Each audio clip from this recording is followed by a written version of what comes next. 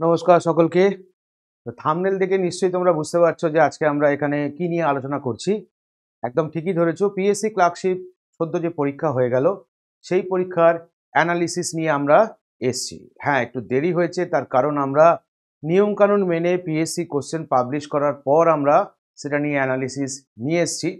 অন্যান্য পরীক্ষার ক্ষেত্রে যেমন আমরা প্রশ্নপত্র হাতে পেয়ে যাই পরীক্ষা হয়ে যাওয়ার পর স্টুডেন্টদের কাছ থেকে, তারপর আমরা সঙ্গে সঙ্গে যত তাড়াতাড়ি পারি তোমাদের সামনে অ্যানালিসিস নিয়ে আসি। এবারে একটু দেরি হলো, তার পিছনে অন্যতম কারণ হচ্ছে প্রশ্নপত্র পিএসসি দেয়নি পরীক্ষার পরে, এবং মেমোরি বেসড কোশ্চেন না নিয়ে এসে আমরা ঠিক করেছিলাম যে পিএসসির যে অরিজিনাল কোশ্চেন যবে আপলোড করবে তারপরেই বলতে পারো আমরা সাবজেক্ট ওয়াইজ অ্যানালিসিসে আসবো। তাই আজকের ভিডিওটা জিকেসি এর উপরে পিএসসি যে সমস্ত পরীক্ষা প্রশ্ন করেছে ক্লার্কশিপের রেসপেক্টে প্রথম দিন যে পরীক্ষাটা হয়ে গেল, অর্থাৎ ডে 1 শিফট 1 শিফট 2 দুটো শিফটে পরীক্ষা হয়েছে। তো প্রথম ভাগে আমরা এটা একটু আলোচনা করে নেব যে জেনারেল নলেজ কারেন্ট অ্যাফেয়ার্সের আদেও কতগুলো প্রশ্ন এসছে বা কি লেভেলের প্রশ্ন এসছে, এবং এই প্রশ্নগুলো দেখেই তোমরা কিন্তু আগামী ডাব্লিউবিসিএস এর একটা ব্লুপ্রিন্ট তৈরি করতে পারবে যে কোন কোন চ্যাপ্টারের ওপর বিশেষ করে ফোকাস দিতে হবে বা পিএসসি কোন কোন চ্যাপ্টার থেকে প্রশ্ন দিচ্ছে। চলো সময় নষ্ট না করে আমরা একটু ঝটপট দেখে নিই যে কি টাইপের প্রশ্ন দিয়েছে এবং তার সলিউশনটাই বা কি হবে। তো দেখো, ডে 1 শিফট 1 প্রথম আমরা একটু দেখে নেব জিকেসিএ। আমরা যে বুকলেটটাকে মেনটেন করে করছি সেটা হচ্ছে বুকলেট নাম্বার এ। এটা হচ্ছে আমাদের ফার্স্ট ডের ফার্স্ট শিফটের বলতে পারো প্রশ্ন। আমরা একটু দেখে নেব। প্রথম প্রশ্নটাই বলছে, দেখো, রাজাজি রাঘাটি বায়োস্ফিয়ার রিজার্ভ, একদম কারেন্ট অ্যাফেয়ার্সের প্রশ্ন তুলেছে। কি বলেছে না, রাজাজি রাঘাটি বায়োস্ফিয়ার রিজার্ভ এটা বলছে কোথায় আছে। তো রাজাজি বায়োস্ফিয়ার রিজার্ভটা কোথায় আছে জানলে এটার আনসার হয়ে যাবে। তার কারণ কি না, এটা সম্প্রতি বলতে পারো একটা টাইগার রিজার্ভও এর মধ্যে পাওয়া গেছে, সরি বায়োস্ফিয়ার রিজার্ভ বলতে পারো এর মধ্যে পাওয়া গেছে। তো রাজাজি এই যে ধরো রাঘাটি বায়োস্ফিয়ার রিজার্ভ এটা কোথায় আছে যদি বলা হয় সেক্ষেত্রে আনসার হচ্ছে উত্তরাখণ্ড। ওকে, আনসার কি বললাম, উত্তরাখণ্ড নাম্বার 1, অর্থাৎ কোশ্চেন নাম্বার 33 এর আনসারটা অপশন এ। নেক্সট ওয়ান কি বলছে দেখো, which is the smallest country in the world with an area of only 0.49 square kilometre. তার মানে এই প্রশ্নটা দিয়েছে যে টপিকটা থেকে, টপিকটা হচ্ছে highest biggest longest largest world. আমরা যেমন ইন্ডিয়া করে থাকি, প্রশ্নটা দিয়েছে ওয়ার্ল্ড। তো এটার জন্য কোনো জিকে পড়তে লাগে না। পৃথিবীর সব থেকে ছোট একটা দেশের নাম অ্যাকর্ডিং টু অপশন যদি বলা হয় আমরা জানি কি ভ্যাটিকান সিটি বা ভ্যাটিকান, এটাই আমার আনসার। তাহলে option B is the correct answer. Number 3 কি বলেছে দেখো, যে which state does not share border with Myanmar. তাহলে এটা কি হবে, তিনটে স্টেট আছে যার মধ্যে রয়েছে আসাম, যে কিনা বলতে পারো মায়ানমারের সাথে বর্ডার শেয়ার করে না। কোশ্চেন নাম্বার 4 দেখো কি বলছে, হুইচ স্টেট অ্যাডপ্টেড, এই চারটে রাজ্যের মধ্যে কোন রাজ্য যে কিনা 3 টিয়ার পঞ্চায়েতি রাজ সিস্টেম এটা প্রথমবারের জন্য অ্যাডপ্ট করেছিল। তাহলে এই চারটে রাজ্যের মধ্যে প্রথম রাজ্য আমরা বরাবর করে আসি রাজস্থান, তাই না? আর রাজস্থানের ডিস্ট্রিক্ট বললে কি না, নাগাউট ডিস্ট্রিক্ট, যেখানে প্রথম এটা অ্যাপ্লিকেবল হয়েছিল। আবার আমরা এটাও পড়ি যে এই 3 টিয়ার পঞ্চায়েতি সিস্টেম এটা লঞ্চ করেছিল বা যার উদ্যোগে বলতে পারো প্রথম এটা হয়েছিল, নাম কি ছিল কমিটিটার নাম, বলবন্ত রায় মেহতা কমিটির উদ্যোগে এটা হয়েছিল। কোশ্চেন নাম্বার 50 দেখো কি বলছে, who was the founder of renaissance art. তাহলে দেখো পেন্টিং পেন্টার টপিক থেকে প্রশ্ন তুলেছে এবং এটা একটু লেভেলের প্রশ্ন। এটা হয়তো অনেকে আনসার করতে পেরেছো কি পারোনি, মনে হয় না এটা পারা সম্ভব, কারণ এটা আউট অফ টপিক বলতে পারো। পেন্টিং পেন্টার টপিক বা আর্ট বলতে পারো টপিক, নামও মোটামুটি কিছু কমন আছে, বাট এই নামটা কিন্তু একেবারেই আনকমন, যেটা কিনা আনসার হবে। ওকে, চলে আসুন নেক্সট পরেরটা। যামিনী রায় ইনি কিসের সঙ্গে যুক্ত? এর থেকে সোজা প্রশ্ন মনে হয় আর কিছু হয় না, এর থেকে সোজা প্রশ্ন আর কিছু হতে পারে না। এটাও পেন্টিং পেন্টারের একটা প্রশ্ন, তো আনসার কি হবে, পেন্টার। চলে আসো নিউমিসম্যাটিক। দেখো এটা আমরা করে থাকি ইংরাজির ক্ষেত্রে ওয়ান ওয়ার্ড সাবস্টিটিউশন, আর জিকের ক্ষেত্রে কি না ব্রাঞ্চেস অফ সায়েন্স বা science deals with different subject. মনে পড়ছে তো? নিউমিসম্যাটিক মানে কি হবে না, কয়েন, তাই না? স্টাডি অফ কয়েনকে আমরা কি বলি না, নিউমিসম্যাটিক। এবার কি বলছে দেখো, গিগ ইকোনমি একটা এটা হচ্ছে আমাদের তোমার ইকোনমিক্যাল কারেন্ট অ্যাফেয়ার্স এর বলতে পারো একটা টার্ম। তো গিগ ইকোনমি বলছে কি না, ইজ আ ক্যারেক্টারাইজড বাই, কিসের সঙ্গে যুক্ত? ট্র্যাডিশনাল ইকোনমি না, গভর্নমেন্ট জব না, full time employment with benefit না, তাহলে এটা হতে পারে এক ফ্রিল্যান্স ওয়ার্ক, শুধু এইটুকু বললেও আনসার কারেক্ট হতো, বা যদি বলা হয় শর্ট টার্ম কন্ট্রাক্ট এটা বললেও আনসার কারেক্ট হতো। তার মানে গিগ ইকোনমি কথাটার মানে হচ্ছে অপশন বিটা হচ্ছে কারেক্ট আনসার। ওকে, যখন ইচ্ছে আমি কাজ করব, যখন ইচ্ছে আমি কাজ করব না, এটা আমার উপর ডিপেন্ড করবে। তো এটার জন্য কোনো ফুল টাইমের কোনো কনসেপ্ট নেই বা এক্সট্রা কোনো বেনিফিট নেই। কাজ করো, টাকা নাও, কাজ নেই, টাকা নেই। ওকে, চলে আসুন নেক্সট, পরেরটা কি বলছে। একটা স্কিম দেখো, পশ্চিমবঙ্গ গভর্নমেন্টের একটা স্কিম তুলে দিয়েছে, স্কিমটার নাম কি না যোগ্যশ্রী, সেটাই বলেছে which state has recently introduce a comprehensive social welfare scheme যার নাম যোগ্যশ্রী। তাহলে আনসার কি হবে? ওয়েস্ট বেঙ্গল। কমন কোশ্চেন আমাদের এটা। ওকে, এতক্ষণ পর্যন্ত শুধু ওই একটা পেনটার বাদ দিলে বাকি কোশ্চেন কিন্তু এখনো পর্যন্ত common. Which institution has released a guideline for livestock telemedicine in India? তাহলে ভারতবর্ষে কি না লাইভস্টক টেলিমেডিসিনের জন্য যে ইনস্টিটিউশন গাইডলাইন তৈরি করেছে, কারা করেছে? নীতি আয়োগ করেছে। তাহলে এটার আনসার কি হবে? অপশন সি হলো। Option C is a correct answer. চলে আসুন নেক্সট, 2024-এর ভারতরত্ন এই চারজনের মধ্যে কে? দেখো বারবার কারেন্ট অ্যাফেয়ার্স পড়তে গিয়ে পড়েছি আমরা। 2024-এ টোটাল 5 জনকে দেওয়া হয়েছিল। 2019-এ লাস্ট 48 জন পেয়েছিল, 5 জন যোগ হয়েছে কবে না 2024-এ, এখন সংখ্যা 53। যে নামগুলো এখানে দেখতে পাচ্ছ, নামগুলোর মধ্যে 2024-এ কাকে দেওয়া হয় এটাই হচ্ছে প্রশ্ন। আনসার কর্পূরী ঠাকুর, তাই না? বিহার থেকে কর্পূরী ঠাকুর। চলে আসো কি বলেছে, মোহিনীআট্টম ক্লাসিক্যাল ড্যান্সটা কোন রাজ্যের সঙ্গে যুক্ত? বারবার বলি আমি যে পিএসসির পরীক্ষা মানেই হচ্ছে ক্লাসিক্যাল ড্যান্স থেকে প্রশ্ন থাকবে। তো দেখো একটা সিম্পল কোশ্চেন দিয়েছে যে ক্লাসিক্যাল ড্যান্স মোহিনীআট্টম এটা কোন রাজ্যের সঙ্গে যুক্ত? আনসার কি? আনসার হচ্ছে কেরালা। চলে আসুন নেক্সট, পরেরটা কি বলছে না, বন ইন্টারন্যাশনাল টুর্নামেন্টে কোন ভারতীয় শাটলার যে কিনা খেতাবটা জিতলো? তখন মনে রাখবে আনসার হচ্ছে কি না তানভি শর্মা, যে কিনা বন ইন্টারন্যাশনাল টুর্নামেন্ট জিতেছে। লোনার লেক এটা যদি বলো কোথায় আছে, দেখো লোনার লেককে দিয়ে আরেকটা প্রশ্ন হয় যে লোনার লেকে জলের কালারটা পিঙ্ক কালারের কেন হয়? এটাও 1 বছর পরীক্ষার প্রশ্ন ছিল। তো অ্যালগির কারণে কালারটা চেঞ্জ হয়, কিন্তু এখানে লোকেশনটা চেয়েছে, কোথায় আছে এটা? মহারাষ্ট্রে আছে এটা। তাহলে আনসার কি হবে? এটা মহারাষ্ট্র হবে। লোনার লেক কোথায় আছে? না মহারাষ্ট্রে আছে। দেখো স্পোর্টস কাপস অ্যান্ড ট্রফি থেকে একটা প্রশ্ন দিয়েছে, বলছে এজারা কাপ কোন খেলার সঙ্গে যুক্ত? এটাও আমাদের একটা কমন টপিক এবং কমন কোশ্চেন। আনসার কি হবে? পোলো। পোলো খেলার সঙ্গে যুক্ত হচ্ছে কি না এজারা কাপ। চলে আসুন নেক্সট, 2026-এ আইসিসি মেন্স টি20 ওয়ার্ল্ড কাপ, টি20 ওয়ার্ল্ড কাপটা বলতে পারো কারা জয়েন্টলি আয়োজন করবে? তখন মনে রাখবে এটা জয়েন্টলি আয়োজন করবে ইন্ডিয়া শ্রীলঙ্কা, যারা কিনা 2026-এর টি20 মেন্স টি20 ওয়ার্ল্ড কাপের আয়োজন করবে। চলে আসো পরীক্ষার প্রশ্ন কি না আর্জেন্টিনার কারেন্সি কি? সেক্ষেত্রে আনসার কি হবে? না পেসো। দেখো যখনই আমরা কোনো একটা কান্ট্রির নাম পড়ি বা প্রাইম মিনিস্টার পড়ি বা প্রেসিডেন্ট পড়ি, আমরা চেষ্টা করি ক্লাসের মধ্যে তার ক্যাপিটালটা কি, কারেন্সিটা কি একবার রিভিশন করে নেওয়া। তারই রেজাল্ট হচ্ছে এটা। দেখো কান্ট্রি ক্যাপিটাল কারেন্সি থেকে পরীক্ষার প্রশ্ন এবং খুব কমন কোশ্চেন। আর্জেন্টিনার ন্যাশনাল স্পোর্টস দিয়েও পরীক্ষার প্রশ্ন হয়, যেমন পাটো ন্যাশনাল স্পোর্টস, এখানে ন্যাশনাল স্পোর্টসটা না দিয়ে কারেন্সি দিয়েছে তোমাকে। চলে আসো ভিতরকণিকা ন্যাশনাল পার্ক, তাহলে দেখো প্রোটেক্টেড যে আমাদের যে জায়গাগুলো রয়েছে, যেমন national park, biosphere reserve, tiger reserve, আমি বারবার বলি যে এই জায়গাগুলো থেকে কিন্তু পরীক্ষার প্রশ্ন থাকে এবং খুব কমন ন্যাশনাল পার্কের নাম দিয়ে প্রশ্ন হয়।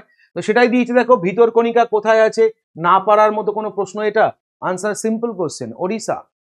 নেক্সট দেখো হিস্টোরিক্যাল বুক থেকে পরীক্ষার প্রশ্ন। আমি বলেছিলাম যে প্রত্যেকটা পিএসসির পরীক্ষায় একটা না একটা হিস্টোরিক্যাল বই থেকে প্রশ্ন তোলেই। তাহলে দেখো প্রশ্ন তুলেছে লাইফ ডিভাইন কার লেখা?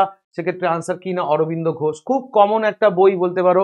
আমরা প্র্যাকটিস সেশন যখন করেছি, সেটা ইউটিউবেই হোক সেটা অ্যাপেই হোক, আমরা কিন্তু এই ধরনের প্রশ্ন আকছাড় সলভ করেছি এবং বারংবার রিপিটেডলি বলতে পারো সলভ করেছি। এর মধ্যে কে সারেঙ্গি ইনস্ট্রুমেন্টের সঙ্গে যুক্ত? দেখো এটা ইনস্ট্রুমেন্ট মিউজিশিয়ান টপিক থেকে প্রশ্ন তুলেছে। ওকে, ইনস্ট্রুমেন্ট মিউজিশিয়ান টপিক থেকে প্রশ্ন তুলেছে। আমজাদ আলী খান হবে না, ভিজি জগ হবে না, বুদ্ধদেবতা দাশগুপ্ত হবে না, বৃন্দা খান ইজ আ কারেক্ট আনসার। তাহলে এটা আমজাদ আলী খান আমরা জানি সরোদ, ভিজি জগ হচ্ছে ভায়োলিন, তার মানে এই দুটো ডেফিনেটলি হবে না। আনসার হবে কি না বৃন্দা খান। কোশ্চেন নাম্বার 85 দেখো কি বলছে, national nursing and midwifery commission bill এটা কোন ইউনিয়ন মিনিস্ট্রির সাথে যুক্ত? তখন মনে রাখবে এটা হচ্ছে ministry of health and family ওয়েলফেয়ারের সঙ্গে যুক্ত। তাহলে এটাও দেখো একটা ন্যাশনাল লেভেলের একটা স্কিম বা ইনিশিয়েটিভ। এখানে জিজ্ঞেস করেছে এটা কোন মিনিস্ট্রির সঙ্গে যুক্ত, তার মানে আমাদের আপকামিং পরীক্ষাগুলোতে কিন্তু শুধুমাত্র পশ্চিমবঙ্গ থেকে স্কিম পড়লে হবে না, যদিও যোগ্যশ্রী স্কিমটা আমরা দেখলাম দিয়েছে। পশ্চিমবঙ্গের সঙ্গে সঙ্গে সেন্ট্রাল গভর্নমেন্টের যে সমস্ত স্কিমগুলো আছে যেগুলো আমরা সাধারণত ক্লাসে করে থাকি, এবং তার সঙ্গে বিভিন্ন রাজ্য সরকার যে স্কিমগুলো লঞ্চ করছে সেগুলো কিন্তু আমাদের বারংবার পড়ে রাখতে হবে এই সমস্ত প্রশ্নের জন্য। নেক্সট দেখো, ফিফা কত সালের প্রতিষ্ঠা? এর থেকে সোজা প্রশ্ন আর কিছু হয় কি? ফিফা থেকে আশা করেছিলাম প্রশ্ন দেবে যে ফিফার টোটাল মেম্বার কতগুলো, বা ধরো ফিফার হেডকোয়ার্টার কোথায় আছে, ফিফা প্রতিষ্ঠা কত সাল, এখন ফিফার হেড কে আছে, 2026-এ ফিফা ওয়ার্ল্ড কাপটা মেন্স ফিফা ওয়ার্ল্ড কাপ কোথায় হবে, 2027-এ কোথায় হবে, এসব কিছু বাদ দিয়ে সহজ প্রশ্ন একটা দিয়েছে কি, ফিফা কত সালের প্রতিষ্ঠা। নেক্সট দেখো, অপারেশন সর্বশক্তি, যেটা কিনা সম্প্রতি কন্ডাক্ট করা হলো কোথায়, না জম্মু কাশ্মীরে। কি ঘটনার পরিপ্রেক্ষিতে, না এই যে টেররিস্ট অ্যাক্টিভিটি প্রচুর পরিমাণে বেড়ে গেছে জম্মু কাশ্মীরে, সেটাকে আটকাবার জন্য কারা লঞ্চ করেছে, যেটা তোমার পরীক্ষার প্রশ্ন। লঞ্চ বাই, তখন মনে রাখবো কি না ইন্ডিয়ান আর্মির তরফ থেকে বলতে পারো এটা লঞ্চ করা হয়েছে কোথায়, না কাশ্মীরে। Who was the first woman president of Indian National Congress? দেখো বারবার আমরা first Indian male, first Indian female পড়েছি, সেখানে এই প্রশ্নটাকে ধরেই বলা হয়েছে প্রথম ভারতীয় বললে আনসার সরোজিনী নাইডু, ভারতীয় না বললে অ্যানি বেসান্ট, আইএনসি প্রেসিডেন্ট। তাহলে এখানে কি বলেছে, ফার্স্ট ওম্যান, ইন্ডিয়ান বলেনি, তাহলে ইন্ডিয়ান যেহেতু বলেনি তাহলে আনসার কি হবে, না অ্যানি বেসান্ট, তাই না? এখানে যদি first Indian woman president of INC বলতো তখন আনসারটা কি নিতাম, আনসারটা নিতাম সরোজিনী নাইডু। এবং এই জায়গাটাতে কিন্তু বারবার ভুল হয়। ওকে, কোশ্চেন কমন আমাদের, অপশন কিন্তু দেখো দুটোই দিয়ে রেখেছে। ইন্ডিয়ান বললেই আনসার হয়ে যেত কি না, তখন আনসার হতো সরোজিনী নাইডু, ইন্ডিয়ান বলেনি বলে তখন আনসার হচ্ছে অ্যানি বেসান্ট। নেক্সট দেখো কি বলছে, 2024-এর ওয়ার্ল্ড এনভায়রনমেন্ট ডেটা বলছে কোন দেশ যারা কিনা আয়োজন করেছিল। তো ডে তো আমরা জানি 5ই জুন, এবারে অর্গানাইজ করেছিল কোন কান্ট্রি, সেক্ষেত্রে আনসার কি হবে, সৌদি আরব, যে কিনা বলতে পারো এটার অর্গানাইজার ছিল। আর কি বলেছে, না ক্যাপিটাল অফ নাইজেরিয়া, নাইজেরিয়ার ক্যাপিটাল, আবার একটা ক্যাপিটাল, কান্ট্রি ক্যাপিটাল থেকে ভালো প্রশ্ন দিয়েছে, কারেন্সি থেকেও পরীক্ষার প্রশ্ন দিয়েছে। তাহলে নাইজেরিয়ার ক্যাপিটাল কি, সেক্ষেত্রে হচ্ছে আবুজা। হলো। আর কি বলেছে, আবার একটা কারেন্সি ওরিয়েন্টেড কোশ্চেন দেখো, lake is the currency of, কোন দেশের কারেন্সির নাম হচ্ছে লেক, তখন আনসার কি হবে, অ্যালবেনিয়া। আলবেনিয়ার কারেন্সি কি, না লেক, তাই না? তাহলে এই ছিল আমাদের ফার্স্ট শিফটের প্রশ্ন, যেখান থেকে দেখা যাচ্ছে অন অ্যান অ্যাভারেজ প্রায় 20টা 22টা কোশ্চেন কিন্তু জিকেসিএ মিলে এসছে। এবং সবকিছু বাদ দিয়ে যদি আমি দেখি তাহলে এই ফার্স্ট শিফটের পরীক্ষাতে জিকেসিএ আউট অফ যদি আমি 22-24 ধরি, তাহলে এই 22 থেকে 24টার মধ্যে হাসতে খেলতে কিন্তু 18 থেকে 20টা আনসার করা যায়, যেগুলো আমরা প্রতিদিনকার ক্লাসে প্র্যাকটিস করেছি। তোমরা ক্লাস খুলে দেখে নাও। হ্যাঁ, আমি হয়তো এখানে তোমাকে এখন স্ক্রিনশট দিয়ে দেখাতে পারছি না, কারণ আমরা প্রচুর আলোচনা করি, ডিসকাস করি, এবং প্রতিনিয়তই কথার মাধ্যমে বলতে পারো এই সমস্ত প্রশ্নগুলো আলোচনা হয়েছে। তোমরা নিজেরা একটু দেখে নাও। আমার মনে হয় লাস্ট 6 থেকে 8 মাসের মধ্যে ইউটিউবে যা ক্লাস হয়েছে এবং অ্যাপে যা ক্লাস হয়েছে তার মধ্যে প্রত্যেকটা প্রশ্ন না হলেও অন্তত 70-80% কোশ্চেন কিন্তু কমন আছে। হলো, চলো এরপর আমরা যেটা আলোচনা করব হচ্ছে কিনা শিফট 2। তাহলে ওই একই দিনে বলতে পারো ডে 1 প্রথম দিনের পরীক্ষার সেকেন্ড শিফটের কোশ্চেনগুলো আমরা একটু দেখে নেব, যে এখান থেকে কত পার্সেন্ট কি কোশ্চেন এসছে বা কতটা অ্যাটেম্প করা গেছে। চলো দেখে নিই। তো এটাও আমরা বুকলেট নাম্বার এ ধরে বলতে পারো, এটাও আমরা আলোচনা করব পিএসসি সেশন 2 অনুযায়ী। প্রথম প্রশ্নটাই বলছে দেখো, এশিয়ার মধ্যে প্রথম একটা বিচ যে কিনা ব্লু ফ্ল্যাগ সার্টিফিকেশন পেয়েছে। Option Arambol beach Goa, Chandrabhaga beach Odisha, Marina beach Tamil Nadu, none of this. অনেকে মারিনা বিচ করবে, বাট এখানে অ্যাকচুয়াল আনসারটা কি হবে, চন্দ্রভাগা বিচ, যেটা কিনা ওড়িশায় রয়েছে। এটাই বলতে পারো এশিয়ার মধ্যে প্রথম যারা কিনা ব্লু ফ্ল্যাগ সার্টিফিকেশন পেয়েছে। নাম্বার 2 দেখো, এটা খুব গুগলি কোশ্চেন করেছে। দেখো, অলিম্পিক সিম্বল এটা ডিজাইন হয়েছে কোন বছর? তোমাদের যদি মাথায় থাকে যে অলিম্পিক রিংটা কোন বছর লঞ্চ হয়েছে, লঞ্চ করেছে কে, ডিজাইন করেছে কে জানো, ব্যারন ডি কাউবার্টিন, যে কিনা ডিজাইনার। তো এখানে দেখো সেই রিংগুলো, অলিম্পিকের এই রিংগুলো যদি বলি ডিজাইন হয়েছিল কবে, তখন কি না 1913, 1913, সেটাই হচ্ছে অলিম্পিকের সিম্বল, এবং সেই সিম্বলটা ডিজাইন হচ্ছে তাহলে সেম ইয়ার। একটু মাথাটা খাটালেই আনসার হয়ে যাবে, একটু মাথাটা খাটালেই কিন্তু এটার আনসার হয়ে যাবে। চলে আসো পরেরটা, আবার একটা পেন্টিং থেকে প্রশ্ন, কিন্তু গতানুগতিক প্রশ্ন কিন্তু দেয়নি। দেখো কি বলেছে, দেয়ালের উপরে সাধারণত আমরা যে ডিরেক্ট পেন্টিংটা দেখতে পাই সেই আর্ট ওয়ার্কটাকে কি বলা হয়? দেওয়ালের ওপর আমরা যে পেন্টিং দেখতে পাই, ডিরেক্টলি যেটাকে পেন্ট করা হয়, সেই আর্ট ওয়ার্কটাকে কি বলা হয়? সেই আর্ট ওয়ার্কটাকে বলা হয় মুরাল পেন্টিং। তো ভারতের পেন্টিং এর ক্লাসিফিকেশনের মধ্যে মুরাল আর মিনিয়েচার দুরকম পেন্টিং আমরা দেখতে পাই, তাই না? মেনলি এরপর ব্লক প্রিন্টিং আছে, কলমকারি আছে, অনেক ধরনের পেন্টিং আছে, বাট মেনলি মুরাল আর হচ্ছে তোমার কি বললাম, মিনিয়েচার। তো এই মুরাল পেন্টিং কাকে বলে? না ডিরেক্টলি যেটা ওয়ালের ওপরে পেন্টিং করা হয়। আবার দেখো ইম্পর্টেন্ট ডে দিয়ে প্রশ্ন, ওয়ার্ল্ড ব্লাড ডোনার্স ডেটা কবে উদযাপন করা হয়? এখানে যে অপশন দিয়েছে তার এগেনস্টে আনসার কি হবে? না 14ই জুন, যেটা কিনা আমরা সারা বিশ্বব্যাপী দিনটা আমরা উদযাপন করি, কি না ওয়ার্ল্ড ব্লাড ডোনার্স ডে। আচ্ছা নেক্সট ওয়ান, পরেরটা দেখো উকাই ড্যাম। তাহলে দেখো ড্যাম এবং রিভার ভ্যালি প্রজেক্ট, টপিকটা রিভার ভ্যালি প্রজেক্ট, জিকের বেসিক বলতে পারো টপিক, বা জিওগ্রাফিতেও তোমরা এই টপিকটা নিয়ে আলোচনা করেছো যে উকাই ড্যামটা কোন নদীর উপরে আছে, সেটা কি হবে? না তাপ্তি, তাই না? এই নদী নিয়ে আমরা পড়ে থাকি কি না, কোন শহরটা কোন নদীর তীরে আমরা পড়ে থাকি সাধারণত। তো এখানে দেখো কোন ড্যামটা, বলতে উকাই ড্যামটা কোন নদীর উপরে, এটা তোমার পরীক্ষার প্রশ্ন। তাহলে দেখো তাপ্তি। এবার দেখো এখানে আবার একটা গুগলি কোশ্চেন, সাধারণত পরীক্ষায় প্রশ্ন দেয় যে IUCN এর হেডকোয়ার্টারটা কোথায়, দিয়ে সেখানে একটা অপশন থাকে কিনা গ্ল্যান্ড বলে। গ্ল্যান্ড কোথায় আছে? সুইজারল্যান্ড। এবার সেখানে গ্ল্যান্ড কথাটাকে আউট করে দিয়েছে, ওটাকে আর দেয়নি, যেহেতু ওটা সবাই এক কথায় পারবে।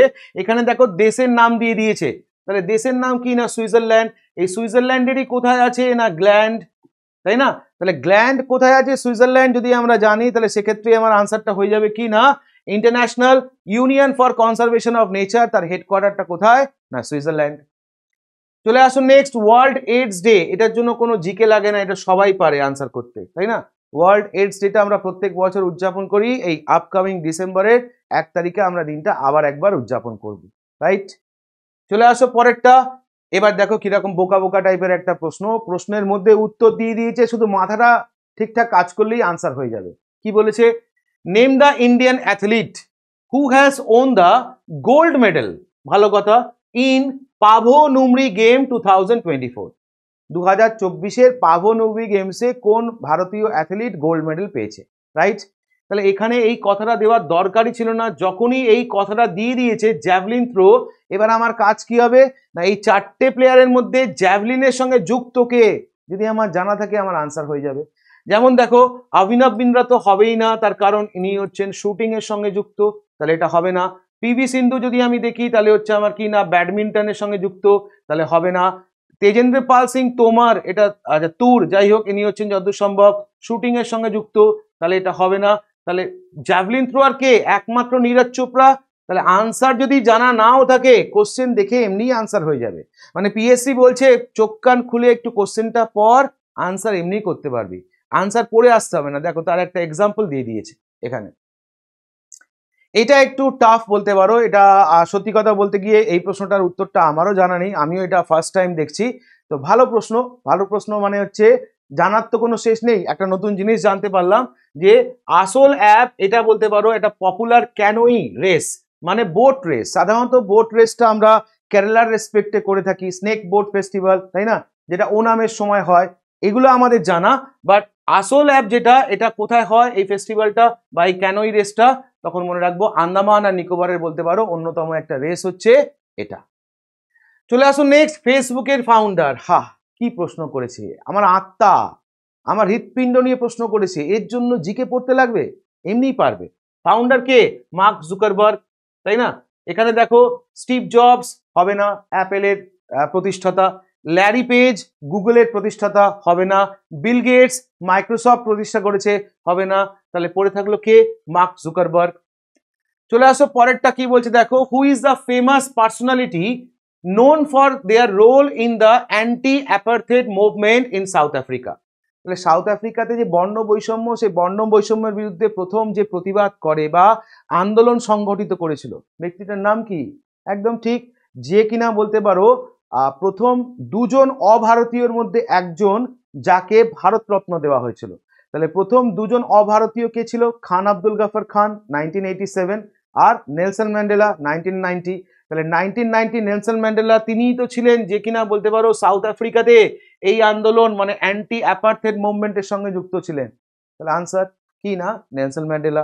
18 জুলাই ডেটটা পড়তে গিয়ে আমরা কিন্তু নেলসন ম্যান্ডেলা সম্পর্কে এইগুলোই পড়ি, যে যার আরেক নাম হচ্ছে মাদিবা, যাকে আরেকভাবে ডাকা হয় ফাদার অফ আফ্রিকা নামে, যার অটোবায়োগ্রাফিটার নাম কি লং ওয়াক টু ফ্রিডম, তাই না? তিনি সাউথ আফ্রিকায় বলতে পারো কি না সাউথ আফ্রিকান গান্ধী বলে পরিচিত, তাই না? তাহলে এখানে অ্যান্টি অ্যাপার্থেড মুভমেন্ট যেটা সাউথ আফ্রিকাতে করেছিল কে? Same answer, Nelson Mandela. পরেরটা কি বলছে দেখো, এই 4টে শহরের মধ্যে সব থেকে বেশি সাস্টেনেবল সিটি কোনটা 2024-এ যাকে রেকগনিশন দেওয়া হয়েছে? তখন মনে রাখবো ডেনমার্কের কোপেনহেগেন হচ্ছে কিনা world most sustainable city in 2024। পরেরটা দেখো, একটা অটোবায়োগ্রাফি দিয়েছে, কি বলেছে? World beneath his feet is a biography. Autobiography নয়, বায়োগ্রাফি। কার লেখা? তো সচিন তেন্ডুলকার তো হবেই না, এটা আমরা জানি কি না। সচিন তেন্ডুলকারের ছিল কি টেস্ট অফ মাই লাইফ হচ্ছে যুবরাজে, তেন্ডুলকারের ছিল প্লেইং ইটস মাই ওয়ে, হবে না। তাহলে তেন্ডুলকার বাদ। নেক্সট টার্গেট যাবে পতাউদির দিকে। পতাউদি এরকম কোনো বই লেখেনি। অজিত ওয়াদিকারের এরম কোনো বই আছে বলে মনে নেই। তাহলে ডেফিনেটলি আনসারটা কি হবে না Pullela Gopichand. Option A is a correct answer. Question number 71 দেখো কি বলছে, when is national sports day celebrated in India? তো যখন আমরা ধ্যানচাঁদ প্রসঙ্গ যখন পড়ি তখনই আমরা এই নামটা বা এই ডেটটা উদযাপন করি। মানে ধ্যানচাঁদের জন্মদিনটা হচ্ছে 29শে আগস্ট, যে দিনটা আমরা ভারতবর্ষে ন্যাশনাল স্পোর্টস ডে হিসেবে কাউন্ট করি। তাহলে এখানে 29 August is the correct answer. এটা একদিকে যেমন ন্যাশনাল স্পোর্টস ডে, আরেকদিকে কি না বার্থডে অফ কি না ধ্যানচাঁদ। নাম নিশ্চয়ই শোনা আছে, তাই না? ধ্যানচাঁদ কোন খেলার সঙ্গে যুক্ত ছিল? না হকি। যাকে কি বলা হতো? না উইজার্ড অফ হকি, মানে হকির জাদুঘর বলা হতো, উইজার্ড অফ হকি, তাই না? তিনি প্রায় তার কেরিয়ারের 1000-এরও বেশি গোল করেছিলেন। তার কেরিয়ারটা স্প্যান করেছিল প্রায় 20 বছর। তার নামেই ভারতবর্ষে খেলাধুলায় সর্বোচ্চ পুরস্কার দেওয়া হয়, তাই না? সর্বোচ্চ পুরস্কার দেওয়া হয় এবং লাইফ টাইম অ্যাচিভমেন্ট পুরস্কার দুটোই তার নামে দেওয়া হয়।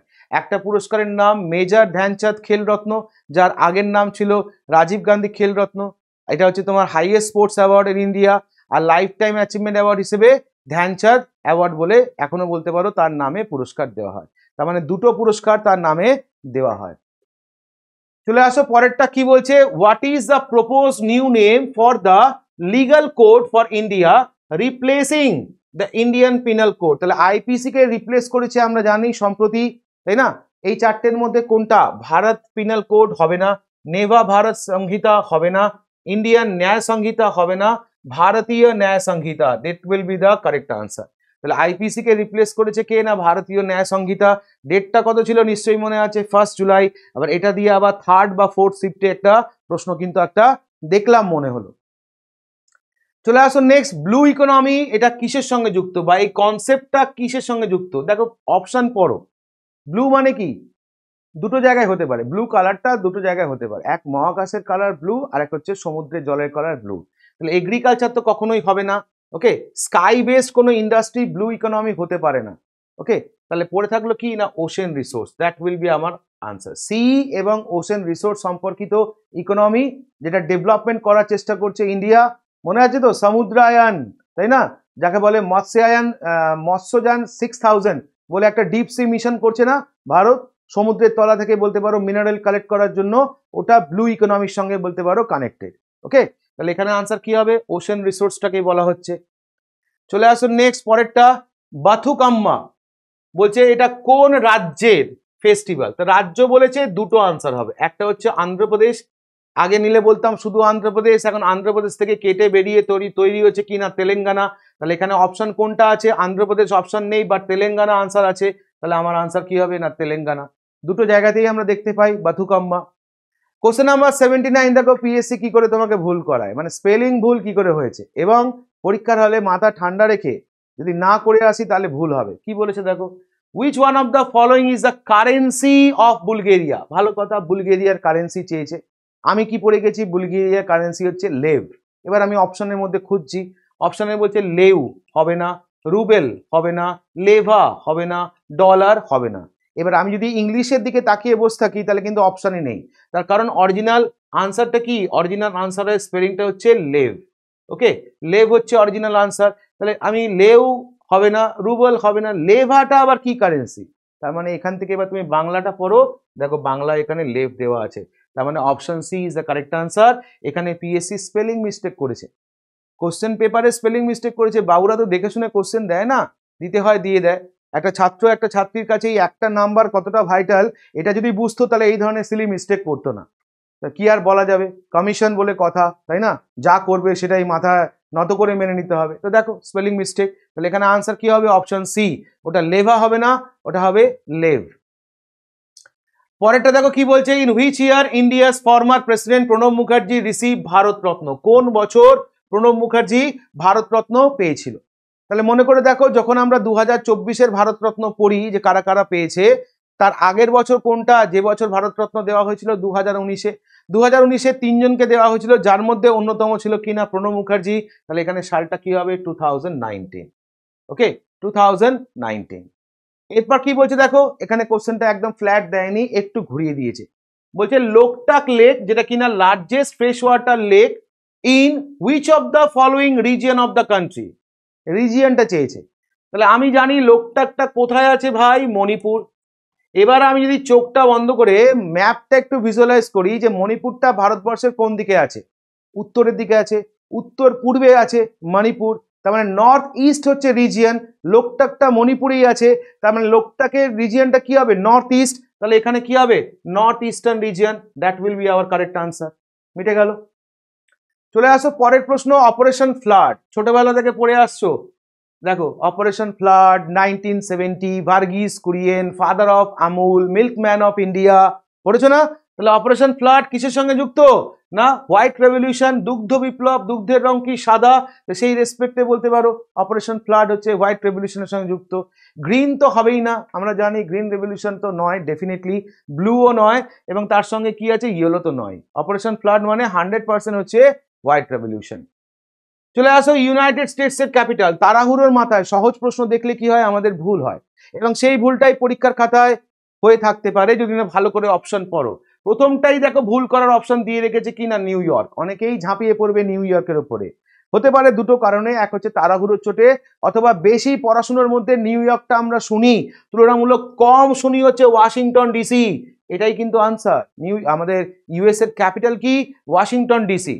ওয়াশিংটন কথাটা কখন বেশি শুনতে পাই, যখন ধরো এই আমেরিকার রাষ্ট্রপতি নির্বাচিত হচ্ছে, হোয়াইট হাউস দখল কে করবে, এই সমস্ত টার্মের মধ্যে ওয়াশিংটন কথাটা বারবার উঠে আসে। বাট নর্মালি আমরা পড়ার ক্ষেত্রে ম্যাক্সিমাম পড়ি কিনা নিউ ইয়র্ককে কেন্দ্র করে, তাই না। তাহলে অনেকে আনসার কিন্তু নিউ ইয়র্ক করেছে বা করে থাকতে পারো, বাট অ্যাকচুয়াল আনসার কিন্তু ওয়াশিংটন ডিসি। আবার দেখো first Muslim president of INC, তাহলে দেখো এখানেও first Indian, male female same topic থেকে, আগেরটা দেখলাম ফিমেল, আগের শিফটে দেখলাম ফিমেল, তোমার অ্যানিবেশন, এখানে দেখো male, first Indian male topic থেকে প্রশ্নটা তুলেছে যে প্রথম মুসলিম প্রেসিডেন্ট আইএনসি রেসপেক্টে যিনি ছিলেন তার নাম কি, নাম হচ্ছে Badruddin Tyabji. Option D is the correct answer. চলে আসো পরেরটা, ornithology is a study of, দেখো আবার science deals with different subject, মানে একটা কমন টপিক হয়ে গেছে পিএসসির পরীক্ষার কিনা ট্রেন্ডের রেসপেক্টে। তাহলে অর্নিথোলজি আমরা কি বলবো না, বার্ডস, ফিশ তো হবে না, ইচিওলজি, কয়েন হবে না, নিউমিসম্যাটিক, ওশেন তো হবেই না, তাহলে পড়ে থাকলো কি না, বার্ড। আমরা অর্নিথোলজি পড়ি বার্ডস, আর নিডোলজি পড়ি কি না, বার্ডস নেস্ট মানে পাখির বাসা, তাই না, যখনই পড়েছি এইভাবেই পড়েছি। চলে আসুন next, FIFA men's player of the year 2024, এটা নিয়ে এটার জন্য কিছু পড়তে লাগে না, সবাই আনসার করতে পারবে ভাই, যেহেতু কিনা আর্জেন্টিনা গত বিশ্বকাপ জিতলো, তাহলে ফিফা আর কাকে পুরস্কার দেবে, ডেফিনেটলি মেসিকে দেবে। না জানা থাকলেও এই অ্যাঙ্গেলে আনসার করে আসা যাবে, আর যারা জানে তারা তো 100% আনসার করবে কিনা মেসি। চলে আসুন নেক্সট, বেস্ট ফিল্ম অ্যাওয়ার্ড পেয়েছে অস্কার 2024-এ। তো 2024-এ সব থেকে বেশি অস্কার অ্যাওয়ার্ড পেয়েছে কোন সিনেমাটা, আমরা জানি প্রচুর বিতর্ক হয়েছে যেটাকে নিয়ে, ওপেনহাইমার। দারুণ একটা সিনেমা, যে সিনেমাটা কিনা সেই প্রথম নিউক্লিয়ার বোমাকে কেন্দ্র করে বলতে পারো সিনেমাটা ওপেনহাইমার, যে অস্কারে বলতে পারো 2024-এ বেস্ট ফিল্ম অ্যাওয়ার্ড ক্যাটাগরিতে পুরস্কৃত হয়েছে। তাহলে এই ছিল ডে 1 ফার্স্ট শিফট এবং সেকেন্ড শিফটের অ্যানালিসিস জিকেসিএ। তো এই সেকেন্ড শিফটের অ্যানালিসিস করেও কিন্তু আমরা দেখতে পাচ্ছি যে এখানেও মোটামুটি 20-22টা প্রশ্ন তো আছেই, খুব কম করে বলছি, বা 22 থেকে 24টা প্রশ্ন তো আছেই। তো আনসার ওই একই বলতে পারো, 18 থেকে 20টা প্রশ্ন আরামসে আনসার করা যাবে, যারা কিনা দীর্ঘদিন ধরে বলতে পারো কম্পিটিটিভ এক্সামে পড়াশুনো করছে, বা যারা প্রতিনিয়ত নিয়ম করে বলতে পারো পড়াশুনো করছে। আর এই নিয়ম করে পড়াশুনো করার জন্যই কিন্তু আমাদের যে ক্লাসগুলো সেগুলোকে একটু ফলো রাখতে হবে, কারণ আমরাই বলতে পারো তোমাদেরকে ডেইলি বেসিসে কিন্তু সাপোর্ট দিয়ে আসছি উইদাউট এনি কস্ট। সকালবেলা ডিসিএ হোক, সন্ধেবেলার পরীক্ষা কেন্দ্রিক বিভিন্ন সাবজেক্টের বলতে পারো প্র্যাকটিস সেট হোক, আমরাই কিন্তু একমাত্র তোমাদেরকে বলতে পারো এই সাপোর্টটা দিচ্ছি, এবং তোমাদের যথেষ্ট রকম ভালোবাসাও কিন্তু আমরা বলতে পারো পাচ্ছি, এবং আগামীতেও বলতে পারো তোমাদের এই সাপোর্ট আমরা পাবো বলে আশা রাখি। খুব তাড়াতাড়ি আমরা দ্বিতীয় দিনের বলতে পারো ফার্স্ট শিফট এবং সেকেন্ড শিফট ভিডিওটা নিয়ে তোমাদের সামনে আসছি। চোখ রাখো WBPSC ওয়ালা অফিসিয়াল ইউটিউব চ্যানেলে। Thank you. নমস্কার সকলকে। সদ্য হয়ে যাওয়া পিএসসি ক্লার্কশিপ পরীক্ষা, সেই পরীক্ষার দ্বিতীয় দিন অর্থাৎ রবিবারের ফার্স্ট শিফট এবং সেকেন্ড শিফট নিয়ে আমরা এখানে আজকে আলোচনা করব। চলো তাহলে দেখে নেওয়া যাক। Day 2 PSC clerkship exam day 2 নিয়ে আজকে আমরা আলোচনা করব। Day 3, day second day, third এবং ফোর্থ শিফট। ডে 2, থার্ড এবং ফোর্থ শিফট। চলো, তো ক্লার্কশিপ পরীক্ষা ডে 2 এর ফার্স্ট শিফটে যে প্রশ্নটা ছিল এখানে আমরা আলোচনা করব কিনা বুকলেট নাম্বার A কে ধরেই আমরা আলোচনা করব। তো যেখানে দেখো প্রথম প্রশ্নটা ছিল কিনা ফ্যালকন শিল্ড, একটা মহড়া, একটা এক্সারসাইজের নাম দিয়েছে, দিয়ে বলেছে এটা কোন দুটো দেশের মধ্যে হয়েছে। তখন মনে রাখবো এটা হয়েছে চায়না এবং ইউএইর মধ্যে। ফ্যালকন শিল্ড 2023 চায়না এবং ইউএইর মধ্যে হয়ে যাওয়া একটা সাম্প্রতিক মহড়া। তারপর দেখো একদম কারেন্ট কোশ্চেন, পেন প্রিন্টার পুরস্কার 2024 পুরস্কারটা কাকে দেওয়া হয়েছে, সেক্ষেত্রে আনসার কি হবে না অরুন্ধতী রয়। ইজি প্রশ্ন ছিল এটা, একদম কারেন্ট কোশ্চেন দিয়েছে। নেক্সট দিয়েছিল কিনা নরওয়ে চেস সুপার টুর্নামেন্ট 2024, এটা কে জিতেছে, সেক্ষেত্রে আনসার হচ্ছে ম্যাগনাস কার্লসেন। নাম্বার 5 বা নেক্সট প্রশ্ন যদি আমরা দেখি যে একটা চেস বোর্ডে বলছে কতগুলো স্কোয়ার থাকে, তাহলে আমরা জানি 64টা স্কোয়ার থাকে। একটা চেস বোর্ডে টোটাল কতগুলো স্কোয়ার থাকে, 64টা স্কোয়ার থাকে। নেক্সট বলছে কি দেখো ক্যাপিটাল অফ জর্ডান, তাহলে আবার একটা কান্ট্রি ক্যাপিটাল কারেন্সি। তাহলে পিএসসির কোশ্চেনগুলো দেখলে কিন্তু আমরা এটুকু একটা আইডিয়া পাচ্ছি যে কান্ট্রি ক্যাপিটাল কারেন্সি থেকে কিন্তু কোশ্চেন কম্পালসারি থাকছে। তো এখানে জর্ডানের ক্যাপিটাল কি, জর্ডানের ক্যাপিটাল হচ্ছে আমান। নেক্সট দেখো কি বলেছে না উল্লাস, এটা কি বলছে recently which of the following state বা ইউটি যারা কিনা ডিক্লেয়ার করলো to achieve the full functional literacy under উল্লাস, কারা এটা অ্যাচিভ করেছে, সেক্ষেত্রে আনসার কি হবে না লাদাখ এটা অ্যাচিভ করেছে। চলে আসুন নরওয়ে, জার্মানি, ফিনল্যান্ড। এখানে বলছে যে সম্প্রতি ম্যামলদের কোন ধরনের ডিজিজে এরা আক্রান্ত হচ্ছে, সেক্ষেত্রে মনে রাখবো বার্ড ফ্লু, বা যাকে তুমি আরেকভাবে বলতে পারো অ্যাভিয়ান ইনফ্লুয়েঞ্জা। কোশ্চেন নাম্বার 54 দেখো কি বলছে আইসিসি মেন্স টি20 ওয়ার্ল্ড কাপ এটা 2024 কোথায় হলো। নতুন করে বলার কিছু রাখে, আমরা চ্যাম্পিয়ন হলাম, তাহলে কোথায় হলো এটা না ইউএসএ এবং ওয়েস্ট ইন্ডিজে বলতে পারো এটা অনুষ্ঠিত হয়েছিল, তাই না, প্রথমবার ইউএসএ তে হলো। নেক্সট বলছে কি না আইআরসিটিসির একটা প্রাইভেট ট্রেন, প্রথম প্রাইভেট ট্রেনটার নাম কি, আইআরসিটিসির প্রথম প্রাইভেট ট্রেন কি না তেজাস, আমরা জানি। নেক্সট বলছে দেখো মোনালিসা যে পেন্টিংটা আমাদের লিওনার্দো দা ভিঞ্চি রাখা, পেন্টিংটা কোথায় রাখা আছে, ফ্রান্সের একটা মিউজিয়ামে রাখা আছে। মিউজিয়ামটার নাম কি না লাউভ, এটা হচ্ছে মিউজিয়ামটার নাম। নেক্সট বলছে আবার একটা পেন্টিং থেকে প্রশ্ন, দ্য স্টারি নাইট পেন্টিংটা কার রাখা, সেক্ষেত্রে আমরা জানি এটা কে এঁকেছে ভিনসেন্ট ভ্যান গগ। তাহলে দেখো পেন্টিং পেন্টার আমরা ডে 1 ফার্স্ট শিফট সেকেন্ড শিফটের প্রশ্ন পেয়েছিলাম, আবার ডে 2 আমরা ফার্স্ট শিফটের প্রশ্ন কিন্তু দেখতে পাচ্ছি যেখানে রয়েছে। নেক্সট ওয়ান কি বলছে কি না ন্যাশনাল যোগা অলিম্পিয়াড যেটা কিনা সম্প্রতি অনুষ্ঠিত হলো, কোথায় অনুষ্ঠিত হলো, সেক্ষেত্রে আনসার হচ্ছে মাইসোর। জায়গাটার নাম অ্যাকচুয়ালি হচ্ছে মাইসোর। কোথায় আছে এটা, কর্ণাটকাতে আছে, যেখানে 18 থেকে 20 জুন বলতে পারো এটা অনুষ্ঠিত হয়েছে। বইতা বন্দনা এটা একটা বলতে পারো উৎসব, কারা কোন স্টেট এটা উদযাপন করে, সেক্ষেত্রে মনে রাখবো ওড়িশা এই বইতা বন্দনা এটাকে উদযাপন করে থাকে। নেক্সট বলছে কি না জুডে ফিলিক্স ইনি একজন বিখ্যাত প্লেয়ার, ইনি পার্টিকুলারলি কোন খেলার সঙ্গে যুক্ত না হকি, আর কোন দেশের প্লেয়ার, সেক্ষেত্রে মনে রাখবো কি না ইনি একজন ইন্ডিয়ান প্লেয়ার। চলে আসুন নেক্সট বলছে ভারতীয় ন্যায় সংহিতা এটা কার্যকরী হয়, তিনটে নতুন যে ক্রিমিনাল ল হয় ভারতীয় ন্যায় সংহিতা এটা কার্যকরী হয় কবে থেকে না, তখন ডেটটা মনে রাখবো 1 জুলাই 2024 থেকে এটা কার্যকরী হয়েছে। নেক্সট কি বলেছে না এই চারটে খেলার মধ্যে কোন খেলায় প্রত্যেকটা সাইডে সর্বাধিক প্লেয়ার থাকে, তখন মনে রাখবো কি না রাগবি, প্রত্যেকটা সাইডে 15 জন করে প্লেয়ার থাকে, maximum number of player on either side. চলে আসুন নেক্সট ফাদার অফ জিওমেট্রি কাকে বলা হয়, সহজ প্রশ্ন ছিল, তখন আনসার কি হবে না ইলুইড, যে কিনা ফাদার অফ জিওমেট্রি বলা হয়। ইউনিভার্সিটি অফ ক্যালকাটা কত সালের প্রতিষ্ঠা, এটা নিয়ে বলার কিছু নেই, বহুবার এটার আনসার আমরা করেছি, পিএসসির একদম পেটেন্ট কোশ্চেন এটা, 1857, 1857। নেক্সট বলছে এই চারটে মিনিস্ট্রির মধ্যে কোন মিনিস্ট্রি আয়োজন করেছিল দিব্যা কালা মেলা ফেয়ার? এই উৎসবটার আয়োজন করেছিল কারা?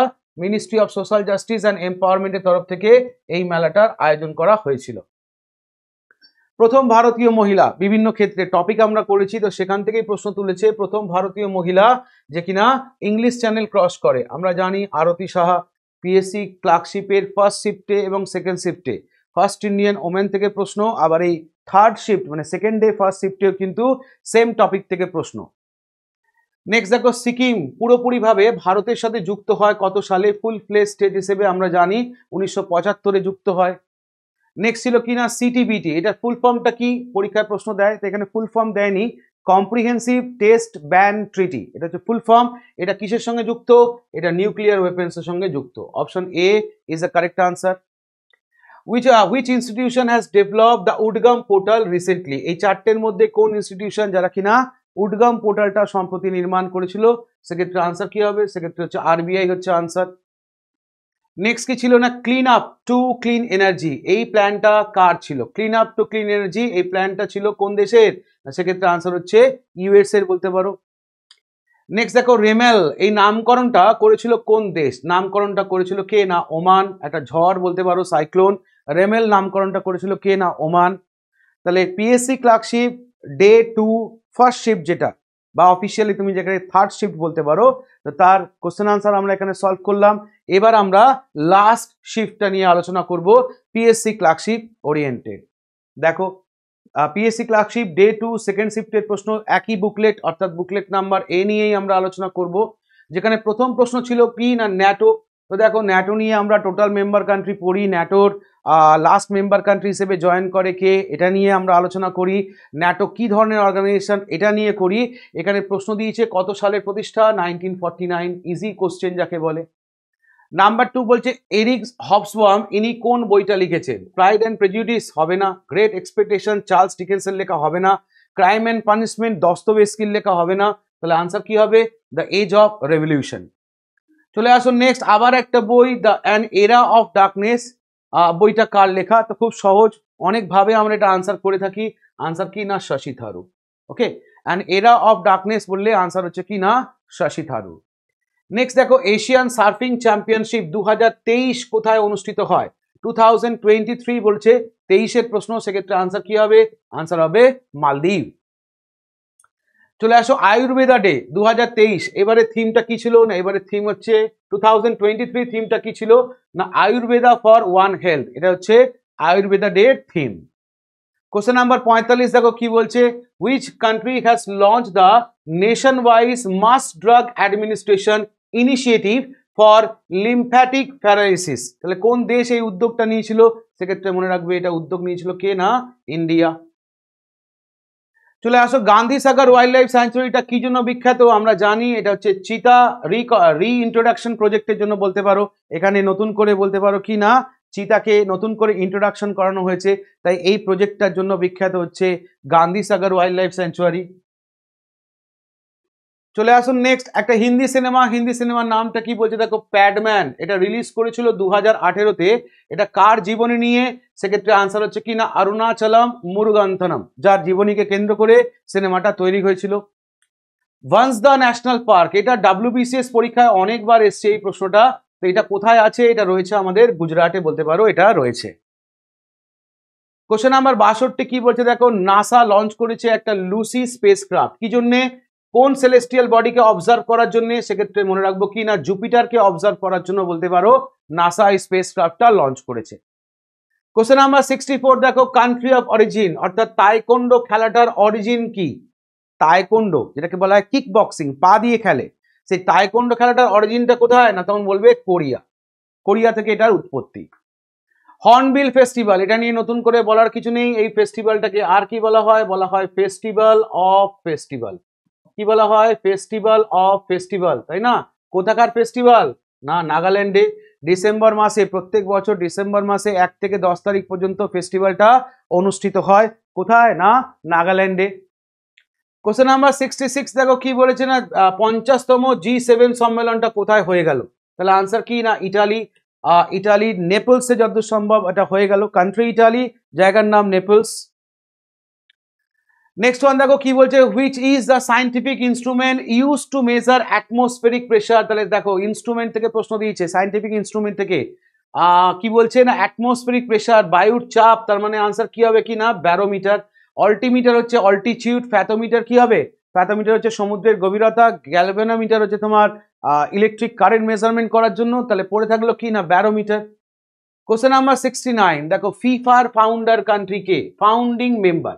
তুমি যদি এটা গুগল সার্চ করে আনসার নিতে যাও তাহলে দেখবে আনসার দেখাবে ফ্রান্স, কিন্তু এখানে যে চারটে রয়েছে এই চারটেই কিন্তু ফাউন্ডিং মেম্বার। তো যেহেতু তোমার সার্চিং অপশন তুমি যদি ফ্রান্স দেখতে পাচ্ছ তাহলে ফ্রান্সই আনসার নেবে, এটাই পিএসসিও আনসার নিতে পারে, কিন্তু হিসেব মতো যদি তুমি দেখো তাহলে কিন্তু ফিফার ফাউন্ডিং মেম্বার কিন্তু এই সব কটা দেশই ফিফার ফাউন্ডিং মেম্বার। এখানে আনসার নেব আমরা ফ্রান্স। চলে আসো ফার্স্ট ইন্ডিয়ান ওমেন জিমন্যাস্ট যে কিনা বলতে পারো অলিম্পিকের জন্য কোয়ালিফাই করে, নাম কি দীপা কর্মকার, কোথাকার না ত্রিপুরা, তাই না, সম্প্রতি অবসর নিয়ে নিল মেয়েটা আমরা জানি। তাহলে ইনি হচ্ছেন ত্রিপুরার মহিলা, প্রথম ভারতীয় মহিলা যে কিনা অলিম্পিকে জিমন্যাস্টের জন্য কোয়ালিফাই করেছিল। লোকসভার স্পিকার হিসেবে রি ইলেক্টেড হলো এই নিয়ে দ্বিতীয়বার, কততম লোকসভা, 18তম লোকসভা, কে হলো ওম বিড়লা। ওম বিড়লা কততম স্পিকার, না ইনি হচ্ছেন বলতে পারো 18তম লোকসভা 17 স্পিকার, এই নিয়ে দ্বিতীয়বার রি ইলেক্টেড হলেন, তাই না, second time. Next one children film society of India, এটা কত সালে প্রতিষ্ঠা হয়, সেক্ষেত্রে আনসার রাখবো কি না 1955-এ এটা প্রতিষ্ঠা হয়েছে। Which of the following ruler build, কে নির্মাণ করেছিলেন কিনা মহাবলীপুরমের রাথাস মন্দির। এখানে দেখো সেকেন্ড বলা আছে, হিসেব মতো এটা ফার্স্ট হওয়া উচিত, হিসেব মতো এটা ফার্স্ট হওয়া উচিত, কিন্তু সেকেন্ড বলা আছে, নো প্রবলেম, বাট এটাই আনসার নরসিংহ বর্মন 1। চলে আসো নেক্সট কি আছে, কনসেপ্ট অফ ফায়ার টেম্পল এটা কিসের সঙ্গে যুক্ত, এটা হচ্ছে কিনা জোরোস্ট্রিয়ানস এর সঙ্গে যুক্ত, মানে option D is a correct answer. Hinduism, Judaism, Jainism হবে না। কোশ্চেন নাম্বার 85 কি বলছে না এই চারটের মধ্যে কার ভেটো পাওয়ার নেই, কোথায়, ইউনাইটেড নেশন সিকিউরিটি কাউন্সিলে। সম্মিলিত জাতিপুঞ্জের নিরাপত্তা পরিষদের ভেটো পাওয়ার নেই, তাহলে সম্মিলিত জাতিপুঞ্জের নিরাপত্তা পরিষদের যারা পার্মানেন্ট মেম্বার, 5টা মেম্বার কান্ট্রি আছে পার্মানেন্ট, তাদেরই একমাত্র ভেটো ক্ষমতা আছে, তাহলে এর মধ্যে পার্মানেন্ট কান্ট্রি নয় কে, সেটা আনসার কানাডা, যার ভেটো ক্ষমতা নেই। কোশ্চেন নাম্বার 86 দেখো একটা ফুল ফর্ম চেয়েছে, পেটা কথাটার পুরো অর্থ কি না people for ethical treatment of animal, এটা হচ্ছে ফুল ফর্ম, তার মানে option B is the correct answer. Next চেয়েছে দেখো কলমকারি পেন্টিং এটা কিসের সঙ্গে যুক্ত, এটা আমরা জানি কি না সাউথ ইন্ডিয়ার এটা একটা হ্যান্ড পেন্টেড বলতে পারো জিনিস কলমকারি, মানে সাউথ ইন্ডিয়া মানে এটা হচ্ছে তোমার অন্ধ্রপ্রদেশের কলমকারি, অ্যাকচুয়ালি যদি আমি দেখি কোথাকার না এটা হচ্ছে আমার অন্ধ্রপ্রদেশের অন্যতম painting. Bamboo handicraft north east India হবে না, ব্লক প্রিন্টেড উলেন ক্লোথ হবে না, হিমালয়ান রিজিয়ন তো নয় এটা, আর hand printed decorative silk cloth north western India হবে না, তাহলে answer goes to option A. এই চারটের মধ্যে বলছে কোন সশস্ত্র বাহিনীকে সম্প্রতি গোল্ডেন আওয়েল পুরস্কার দিয়ে সম্মানিত করা হয়।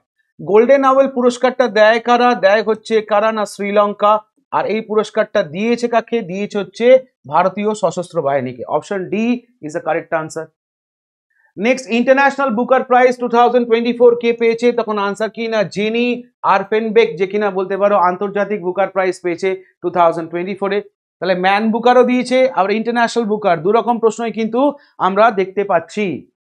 তাহলে এই ছিল আমার বলতে পারো টোটাল চারটে শিফটের 1 2 3 4 জিকের অ্যানালিসিস, যেখানে অন অ্যান অ্যাভারেজ আমরা দেখতে পেলাম কি না প্রায় প্রত্যেকটা শিফটে 20 থেকে 22খানা করে কোশ্চেন দেওয়া হয়েছে। বলার কথা একটাই, যেটা হচ্ছে যে এই সমস্ত প্রশ্ন প্রত্যেকটা শিফটেই যা প্রশ্ন হয়েছে এগুলো জিকের রেসপেক্টে ওভারঅল যদি আমি দেখি যে ধরো 22টা প্রশ্ন যদি দেওয়া হয় থাকে 3 থেকে 4টে প্রশ্ন বাদ দিলে বাকিগুলো কিন্তু করা সম্ভব। কখন করা সম্ভব না, যদি তোমার WBPSC ওয়ালাতে যদি তোমার ক্লাস করা থাকে, তুমি যদি রেগুলার বেসিসে এখানে ইউটিউবে ক্লাসগুলো মেনটেন করে থাকো এবং তুমি যদি অ্যাপে কোর্স নিয়ে যদি ক্লাসগুলো করে থাকো, তবে এগুলো করা তোমার কাছে কোনো ফ্যাক্টরই নয়। আগামী দিনে আমরা আরও নিত্য নতুন কোর্স আনছি, পরীক্ষাগুলোকে মাথায় টার্গেট রেখে। WBCS পরীক্ষা সামনে আসছে, তার জন্য অলরেডি সংকল্প বলে একটা ক্র্যাশ কোর্স ব্যাচ লঞ্চ হয়েছে। তো যদি তোমরা চাও সেখানে অ্যাডমিশন নাও এবং নিজের প্র্যাকটিসকে আরও মজবুত করো। থ্যাংক ইউ, সবাই ভালো থেকো।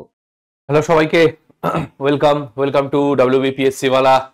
তো আজকে আলাদা একটা ভিডিও নিয়ে চলে এসেছি, যেখানে তোমাদের ক্লার্কশিপ যে প্রিলি পরীক্ষাটা গেল তার পলিটির যে কোশ্চেন পেপার অ্যানালিসিস রয়েছে, তো সেই অ্যানালিসিস সংক্রান্ত ভিডিও নিয়ে আমরা এসেছি। তো 4টে শিফটে তোমাদের পরীক্ষা হয়েছে, তাই তো?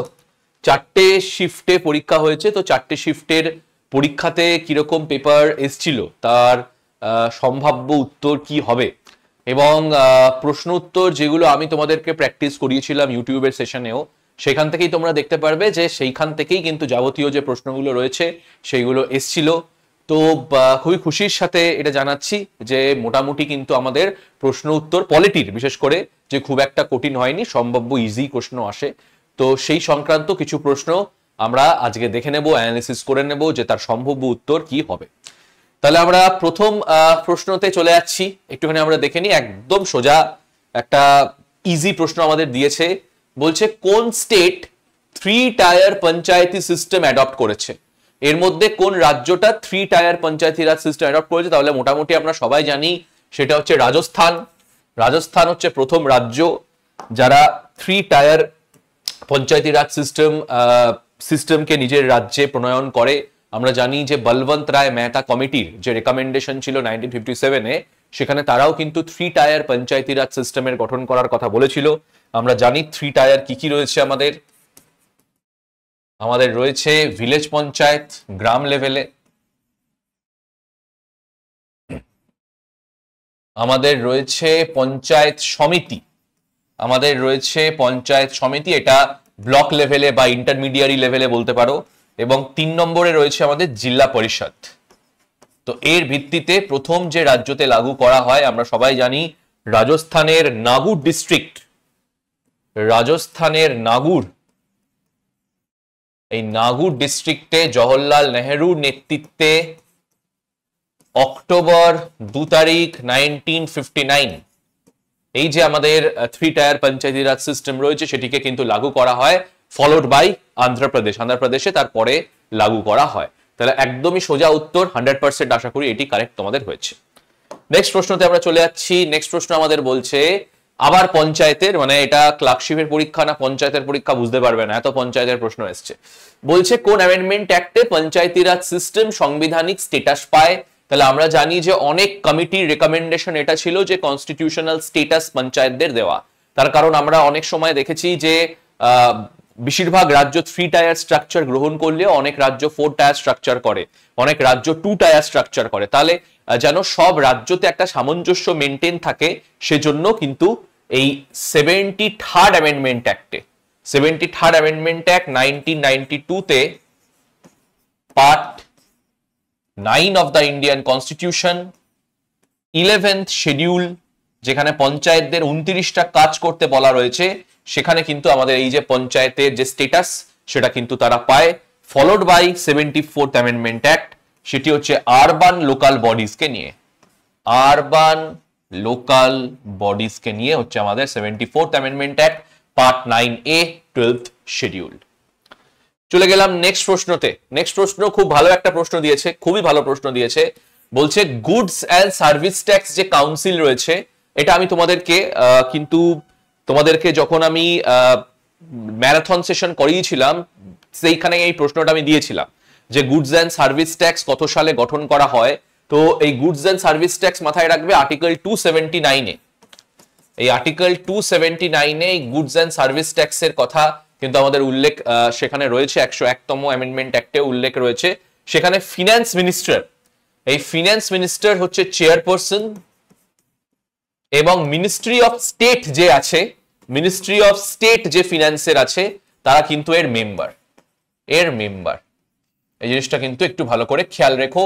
এবং এটা কিন্তু শুধুমাত্র ক্লার্কশিপের না, আসন্ন যে WBCS পরীক্ষাগুলো রয়েছে সেখানে এই যে নতুন যে বডিগুলো হয়েছে, national green tribunal, GST council, zonal council, এইগুলো কিন্তু খুব গুরুত্বপূর্ণ একটা ভূমিকা কিন্তু আমাদের পালন করবে। ওকে, চলে গেলাম নেক্সট প্রশ্নতে। নেক্সট প্রশ্ন অতি সোজা প্রশ্ন, এটা আশা করি যে না বললেও সবাই পারবে, 1000 বার তোমাদের এই প্রশ্নটা আমি করিয়েছি। মৌলিক কর্তব্য, fundamental duties of the Indian constitution এখন কটা রয়েছে? তাহলে আমাদের 11টা মৌলিক অধিকার রয়েছে। যখন মৌলিক অধিকার 42nd অ্যামেন্ডমেন্ট অ্যাক্ট 1976 এ এসেছিল, সেই সময় কিন্তু আমাদের 10টা ফান্ডামেন্টাল ডিউটি ছিল। কিন্তু আমরা জানি 86th অ্যামেন্ডমেন্ট অ্যাক্ট 2002 সালে কিন্তু আমাদের 11টা ফান্ডামেন্টাল ডিউটি হয়ে গেল, যেখানে বলা হচ্ছে 6 থেকে 14 বছরের বাচ্চার যে শিক্ষার দায়িত্ব সেটা কিন্তু তার গার্জেন বা পেরেন্টসকে নিতে হবে। চলে আসছি নেক্সট প্রশ্নতে। নেক্সট প্রশ্ন খুব ভালো প্রশ্ন, এবং এটা শুধু পলিটির না, এটা হয়তো তোমাদের কারেন্ট অ্যাফেয়ার পার্সপেক্টিভও ইম্পর্টেন্ট। সেটি হচ্ছে ইন্ডিয়ান পিনাল কোড, মানে আমাদের আগে যে আইপিসি ছিল সেই আইপিসিটাকে এখন কি রূপে পরিবর্তন করা হয়েছে তোমরা অপশনগুলো দেখলেই দেখতে পারবে, অপশনগুলো দেখলেই বুঝতে পারবে যে আমাদের ভারতীয় ন্যায় সংহিতা বিএনএস যে আইন রয়েছে, এটি খুব সম্ভবত জুলাই 2024 সালে এটিকে কিন্তু আনা হয়। ঠিক আছে, তাহলে বিএনএস আইনে কিন্তু এটিকে পরিবর্তন করা হচ্ছে। চলে গেলাম নেক্সট প্রশ্নতে। আবার একটা পঞ্চায়েতের প্রশ্ন দিয়েছে যে 73rd অ্যামেন্ডমেন্ট অ্যাক্ট কিসের সাথে রিলেটেড? তাহলে অফকোর্স 73rd অ্যামেন্ডমেন্ট অ্যাক্ট আমাদের পঞ্চায়েতের ব্যবস্থার সাথে রিলেটেড। যদি আমাকে দিত 74th, তাহলে উত্তর হতো আমার মিউনিসিপ্যালিটি, এবং এটাও একটা টাউনশিপও কিন্তু আরবান লোকাল বডিসেরই একটা অংশ। এই ডিস্ট্রিক্ট বোর্ড খেয়াল রাখবে, এটা কিন্তু পঞ্চায়েতের ক্ষেত্রেও হতে পারে, মিউনিসিপ্যালিটিতেও ক্ষেত্রে হতে পারে। ডিস্ট্রিক্টের ডেভেলপমেন্টের জন্য ড্রাফট দেয় হচ্ছে ডিস্ট্রিক্ট বোর্ড। আমাকে অত সব জানা দরকার নেই, আমাকে শুধু 73rd বলেছে, তো আমার সোজা উত্তর হচ্ছে পঞ্চায়েত। নেক্সট চলে আসছি আরেকটা খুব ভালো প্রশ্ন, অনেকবার প্রশ্নটা করিয়েছি। অ্যাটর্নি জেনারেলকে অ্যাপয়েন্ট কে করে? যদি আর্টিকেল দিত তাহলেও আশা করি একটুখানি হয়তো শক্ত হতো। Article 76 attorney general of India নিয়ে কথা বলছে। ইনি হচ্ছেন হাইয়েস্ট ঠিক বলা যায় না, ইনি হচ্ছেন law adviser of central government. রাজ্যের ক্ষেত্রে তোমরা জানো অ্যাডভোকেট জেনারেল কিন্তু রয়েছে, এবং এনার যাবতীয় বিষয়, মানে শুধু অ্যাপয়েন্টমেন্ট না, এনাদের ডিসমিসাল, রেমুনারেশন সবকিছুই কিন্তু করে হচ্ছে রাষ্ট্রপতি। প্রেসিডেন্ট কিন্তু করে অবশ্যই কার নির্দেশে? প্রাইম মিনিস্টারের নির্দেশে, কিন্তু আমাকে এখানে নির্দেশ দেয়নি, আমাকে শুধু অ্যাপয়েন্টমেন্ট বলেছে, তাহলে অ্যাপয়েন্ট করে রাষ্ট্রপতি। নেক্সট চলে যাচ্ছি আমরা, এর মধ্যে কে ইমার্জেন্সি ডিক্লেয়ার করতে পারে? এখানে ডিক্লেয়ার হোক না কেন বা প্রোক্লেম হোক না কেন, যাই শব্দ লেখা থাকুক না কেন, উত্তর একটাই হবে, সেটি হচ্ছে আমাদের রাষ্ট্রপতি। হ্যাঁ, রাষ্ট্রপতি অবশ্যই রেকমেন্ডেশন নিতে পারে, যেরকম যখন ন্যাশনাল এমার্জেন্সি হয়, লিখে দিই একবার, যখন ন্যাশনাল এমার্জেন্সি হয় সেই সময় রাষ্ট্রপতি লিখিত অ্যাডভাইস নেবে কার কাছ থেকে? ক্যাবিনেটের কাছ থেকে। বা যখন আমাদের প্রেসিডেন্টাল রুল, রাষ্ট্রপতি শাসন, বা যখন স্টেট এমার্জেন্সি ডিক্লেয়ার করা হবে, সেই সময়ও কিন্তু রাষ্ট্রপতি অ্যাডভাইস নেবে বা গভর্নর রেকমেন্ড করবে রাষ্ট্রপতিকে যে রাজ্যে রাষ্ট্রপতি শাসন চালু করা উচিত, এবং আর্টিকেল 360টাও, যেটা আমাদের ফিনান্সিয়াল এমার্জেন্সি, সেটাও কিন্তু প্রোক্লেম করে প্রেসিডেন্ট। ঠিক আছে, তার একদম সোজা আমাদের এখানে প্রেসিডেন্ট উত্তর। নেক্সট, সিকিমকে ফুল ফ্লেজেড স্টেট কবে করা হয়? খুব ভালো প্রশ্ন। সিকিমকে ফুল ফ্লেজেড স্টেট মানে সম্পূর্ণ রাষ্ট্রের যে তকমা, সেটা কবে দেওয়া হয়? তাহলে আমাকে সালটা বলেছে 1975। যদি আমাকে বলতো অ্যামেন্ডমেন্ট অ্যাক্ট, তাহলে 36th অ্যামেন্ডমেন্ট অ্যাক্ট হতো। মাথায় রাখবে, এই অ্যামেন্ডমেন্ট অ্যাক্টের দ্বারা সিকিমে যে রাজা ছিল, মনার্কিক্যাল সিস্টেম ছিল, সেটাকেও কিন্তু শেষ করা হয়। এবং 35th অ্যামেন্ডমেন্ট অ্যাক্টটাও খেয়াল রাখবে, এটা কিন্তু সিকিমকে অ্যাসোসিয়েট স্টেট হিসেবে এস্টাবলিশ করা হয়েছিল আর্টিকেল 2A তে 10th শিডিউলে, কিন্তু পরবর্তীকালে এটি অ্যাবলিশ করা হয়, এবং 36th অ্যামেন্ডমেন্ট অ্যাক্টকে সিকিমকে একটা ফুল ফ্লেজেড স্টেট হিসেবে ডিক্লেয়ার করা হয়। নেক্সট চলে আসছি আমি সিটিবিটি। এটা ঠিক একটা আইআর এর প্রশ্ন, কারেন্ট জেনারেল নলেজের একটা প্রশ্ন, তাও আমি দিয়ে দিচ্ছি, প্রকাশ স্যার হয়তো ডিসকাস করবেন তোমাদের সাথে। এটা হচ্ছে comprehensive test ban reduction treaty. ঠিক আছে,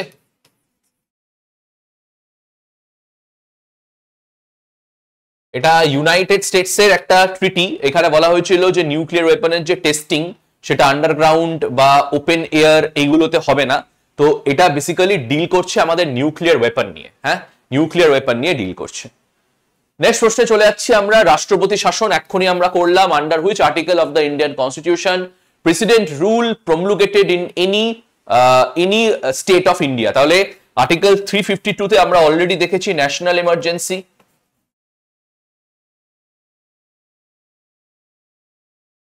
এবং আর্টিকেল 356 এ হচ্ছে আমাদের স্টেট এমার্জেন্সি বা রাষ্ট্রপতি শাসন, যেটা আমাদের এখানে কোশ্চেনে দেওয়া রয়েছে, প্রেসিডেন্ট রুল। এবং আর্টিকেল 326 এ এটা হচ্ছে ইলেকশন প্রভিশন নিয়ে ডিসকাস করছে। এবং আর্টিকেল 370 আশা করি তোমরা সবাই জানো, জম্মু এন্ড কাশ্মীরের স্পেশাল স্ট্যাটাস নিয়ে ডিসকাস করছে। তাহলে আমার এখানে উত্তর হচ্ছে আর্টিকেল 356। আচ্ছা, এনাদের মধ্যে কে আবার রিইলেক্টেড হয় 18তম লোকসভার স্পিকার হিসেবে? তাহলে ওম বিড়লাজি 18th লোকসভাতে আবার রিইলেক্টেড হয়। এবং জগদীপ ধনকর আমাদের ভাইস প্রেসিডেন্ট, ইনি হচ্ছেন ex officio chairman of Rajya Sabha. Okay, তো আশা করি খুবই ইজি প্রশ্ন ছিল।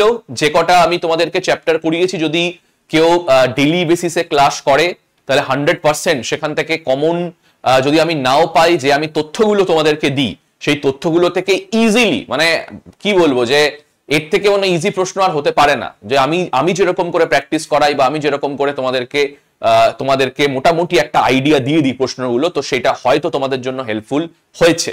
তো ঠিক আছে, তো আমি এই পর্যন্তই রাখছি। খুবই সোজা প্রশ্ন ছিল, পলিটি থেকে যতটা চ্যাপ্টার এসেছিল। চলো তাহলে আজকে আমি এই পর্যন্তই রাখছি। অন্য কোনো সেশনে তোমাদের সাথে আবার দেখা হবে। সবাইকে thank you. Hello students, welcome to WBPSC ওয়ালা। আমি তোমাদের সৌমজ স্যার তোমাদের জন্য নিয়ে এসেছি ক্লার্কশিপের জিওগ্রাফি কোশ্চেনগুলোর অ্যানালিসিস। চলো দেখা যাক। আমাদের বিভিন্ন যে শিটগুলো, সেশনগুলো ওয়াইজ, পিএসসি সেশন 1-এর ফার্স্ট কোশ্চেনটা আসছে, রাজাচি রাগাতি biosphere reserve is located in which state of India? Answer Uttarakhand. এটা ভারতের প্রথম প্রাইভেট বায়োস্ফিয়ার। ওকে, এটা উত্তরাখণ্ড। নেক্সট, পরের question, which is the highest peak of Andaman and Nicobar island? Very easy question. তোমাদেরকে দেখবে আমি যখন ইউটিউবে তোমাদের কোশ্চেন অ্যান্সার সেশনগুলো করিয়েছিলাম, এই কোশ্চেন কিন্তু ছিল, ঠিক আছে। এছাড়া এটা এমনি কমন কোশ্চেন, খুবই কমন কোশ্চেন।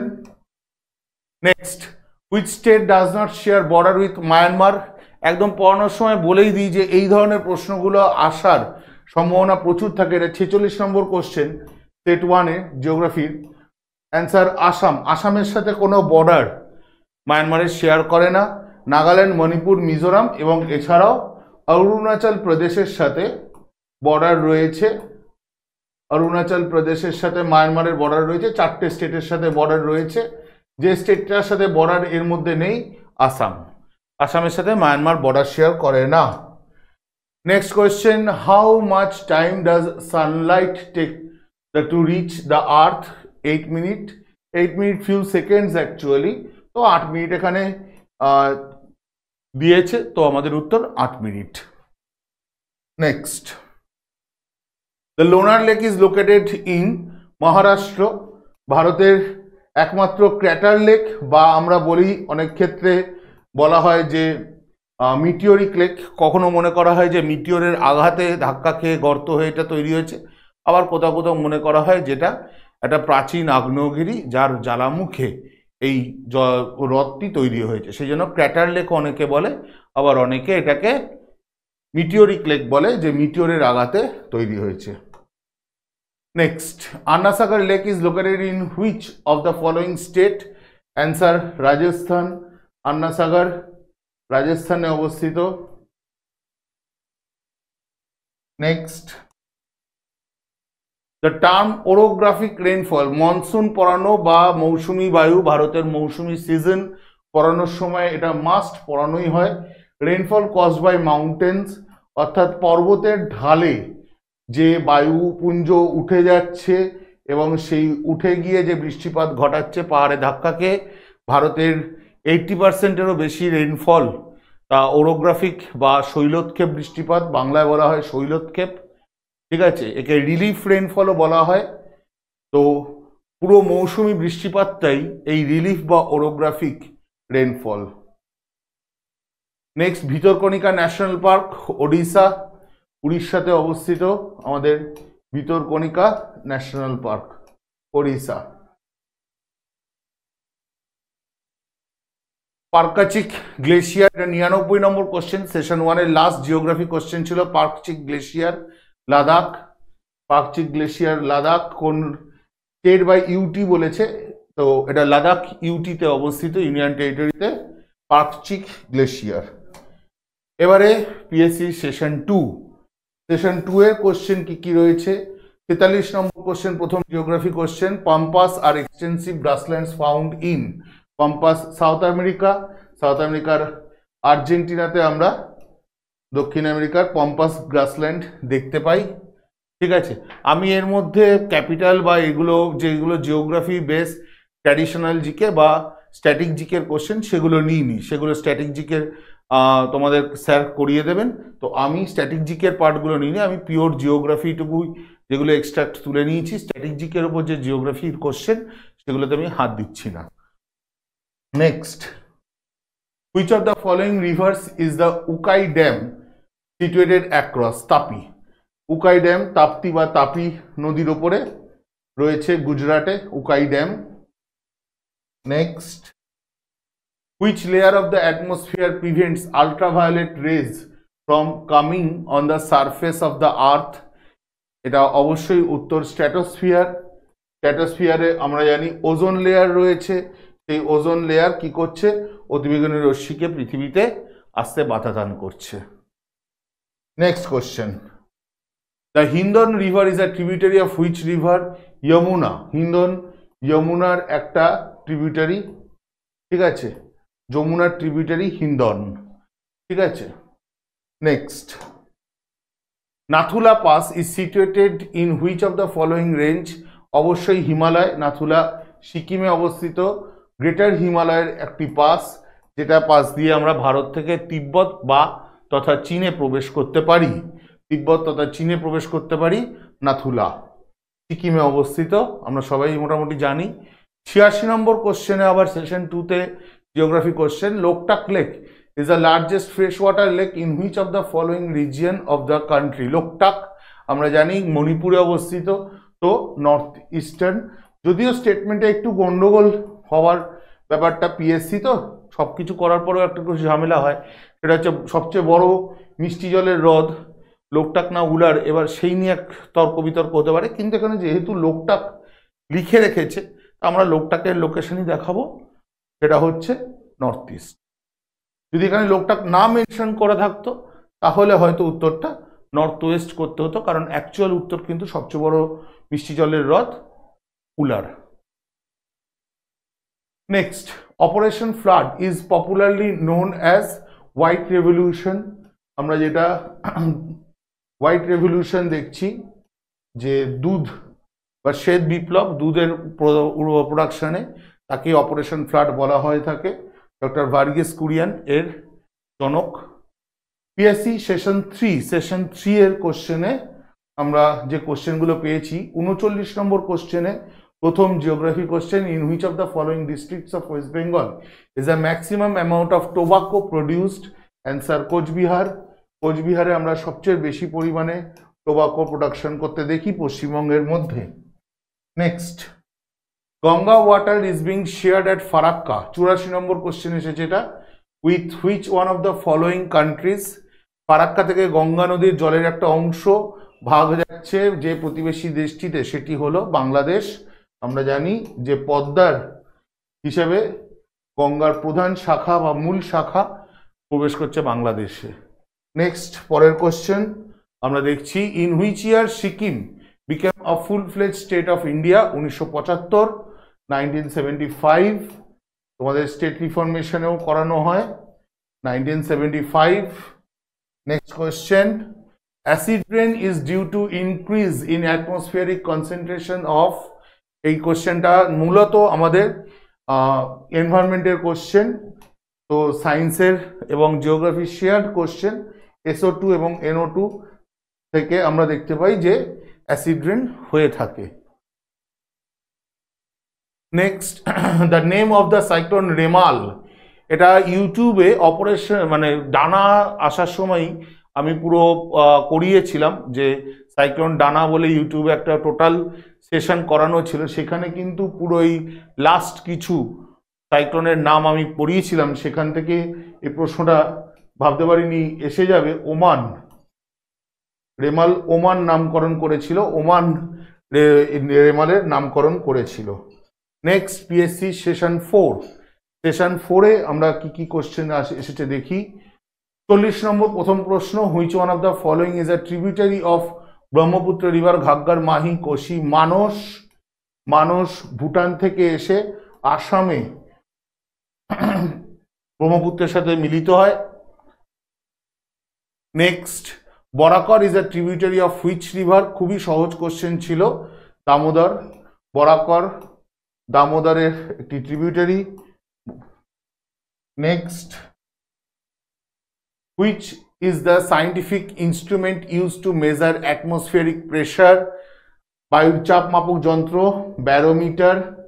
অত্যন্ত সহজ কোশ্চেন, বায়ুর চাপ আমরা ব্যারোমিটার যন্ত্রের সাহায্যে মাপি। Amindivi islands in India are best known for which of the following? 98 number question. Coral atolls আর রিফস, অ্যাবাইসাল ফ্যান্স, সিমাউন্টস আর এস্টুয়ারিজ। Answer coral atolls. পুরো এই অঞ্চলটাই কোরাল অ্যাটল বা কোরাল রিফ, প্রবাল প্রাচীর এর জন্য তৈরি হয়েছে। এই পুরো লাক্ষাদ্বীপ আমিনদিভি এই অঞ্চলটা এই অ্যাটলের ওপরেই তৈরি হয়েছে। তো এই প্রশ্নগুলো তোমাদের এসেছে এবার পিএসসি ক্লার্কশিপের জিওগ্রাফি থেকে। তো আশা করি ম্যাক্সিমাম কোশ্চেনই আমি যেগুলো তোমাদেরকে করিয়ে দিয়েছি বিভিন্ন সময় ইউটিউবের কোশ্চেন অ্যান্সার সেশন বা ইউটিউবের বিভিন্ন সেশনগুলোতে বা ক্লাসগুলোতে, তার থেকে আশা করি তোমরা কোশ্চেনগুলোকে কমন পেয়ে গেছো। ভালো করে পরীক্ষা দিয়েছো আশা করি। পরের পরীক্ষাগুলোর জন্য তোমাদের জন্য শুভেচ্ছা রইল। স্টে উইথ WBPSC ওয়ালা। Good bye. Hello everyone, welcome to WBPSC ওয়ালা। এবং তোমরা দেখেই নিয়েছো যে অলরেডি আমাদের কিন্তু ক্লার্কশিপ হচ্ছে, যে সমস্ত কটা শিফট হয়েছে, 4টে শিফটের যতগুলো বায়োলজি কোশ্চেন এসে সেই নিয়ে থাকছে তোমাদের একটা ছোট্ট ডিসকাশন। তো বেশি সময় নেব না, কারণ একদমই অল্প কয়েকটা কোশ্চেন। তো চট করে দেখে নেওয়া যাক আমাদের কি কি কোশ্চেন এসছে। দেখো, একদম ইজি কোশ্চেন, এটা সেই ক্লাস 9-10 থেকে পড়ে এসছো, অ্যাসিড রেন ইভিএস এর টপিক। তো এটা আমরা প্রত্যেকেই জানি যে হচ্ছে তোমার HNO3 এবং H2SO4 যখন হচ্ছে মার্বেল পাথরের উপর পড়ে তখন হয়ে যায় মার্বেলগুলো কিন্তু ইয়েলো কালার, মানে স্টোন ক্যান্সার, যেটা আমরা দেখতে পাই দিল্লির আগ্রাতে। তো এখানে অবশ্যই রাইট অ্যান্সার হচ্ছে অপশন ডি, SO2 এবং NO2, যেখান থেকে হচ্ছে H2SO4 সালফিউরিক অ্যাসিড এবং হচ্ছে নাইট্রিক অ্যাসিড। চলো নেক্সট কোশ্চেন দেখে নিই। Which of the following is the longest cell of the human body? ঠিক আছে, তো লংগেস্ট সেল একদম আমরা জানি this is the nerve cell, মানে স্নায়ু সেল, স্নায়ু কোষ সব থেকে হচ্ছে দীর্ঘতম কোষ। চলো নেক্সট দেখে নাও। Which of the following element is not found in human body? তো নট প্রেজেন্ট আমরা প্রত্যেকে জানি, আমাদের তো আয়োডিন থাকছে, কপারও থাকছে, জিঙ্কও থাকছে, তো থাকে না যেটা, সেটা হচ্ছে রাইট অ্যান্সার লেড হচ্ছে আমাদের শরীরে কোনো থাকে না। একদম ইজি ইজি কোশ্চেন এগুলো এসছে। আচ্ছা, এই কোশ্চেনটা বলার কিছু নেই, সবাই পারবে যে pH value of human body, এটা প্রত্যেকে জানি 7.4। তো অপশন এ হচ্ছে কারেক্ট অ্যান্সার, মানে স্লাইডলি হচ্ছে তোমার একদম বেসিক, স্লাইডলি না একদম বেসিক হচ্ছে আমাদের হিউম্যান ব্লাডের pH. Which one is the important macronutrient for the plant? Macro মানে যেটা সব থেকে বেশি দরকার তাকে আমরা বলছি ম্যাক্রোনিউট্রিয়েন্ট, আর যেটা কম দরকার সেটা হচ্ছে মাইক্রোনিউট্রিয়েন্ট। তো ম্যাক্রোনিউট্রিয়েন্ট কোনটা বেশি দরকার? আচ্ছা, ম্যাক্রোনিউট্রিয়েন্টের মধ্যে যেটা মেনলি পড়ে সেটা হচ্ছে আমরা প্রত্যেকে জানি NPK ফার্টিলাইজার। ওকে, NPK ফার্টিলাইজার যেটাকে বলা হয় সেটা প্লান্টের জন্য ভীষণই দরকার, নাইট্রোজেন, ফসফেট এবং পটাশিয়াম।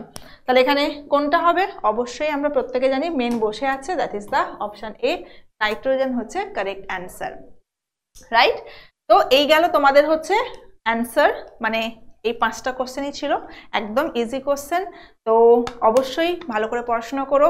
এত ক্লার্কশিপে কম এসছে বলে WBCSC যে কম আসবে এরকম কোনো কথা নেই, ইয়ার টু ইয়ার ডিপেন্ড করছে। এবং তোমরা কোশ্চেন প্যাটার্ন দেখছো একদমই ইজি, যেগুলো পড়ানো হচ্ছে সেগুলোই তোমরা কমন পাচ্ছ। সো একটু ভালো করে প্রিপারেশন নাও, আপকামিং পরীক্ষার জন্য কিন্তু একেবারে ভালো হওয়া চাই।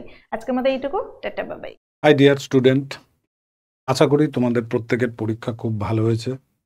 পিএসসি ক্লার্কশিপ প্রিলিমস পরীক্ষায় যে ইতিহাসের প্রশ্নপত্রগুলো এসছে এটা বিগত সালের পরীক্ষার তুলনায়, বা আমরা বলেছিলাম, আমিও বলেছিলাম তোমাদের ক্লাসে, যে যখনই তোমার সেগমেন্ট অনুযায়ী যখন ভাগ হয়ে যায়, ডিফারেন্ট স্টেজে ফার্স্ট হাফ সেকেন্ড হাফে যখন পরীক্ষা হয়, তখন এই প্রশ্নের কোয়ালিটি বেড়ে যায় এবং সংখ্যা কমে যায়। এটা আমাদের ক্লাসে করানোর সময় তোমাদের বলেছিলাম।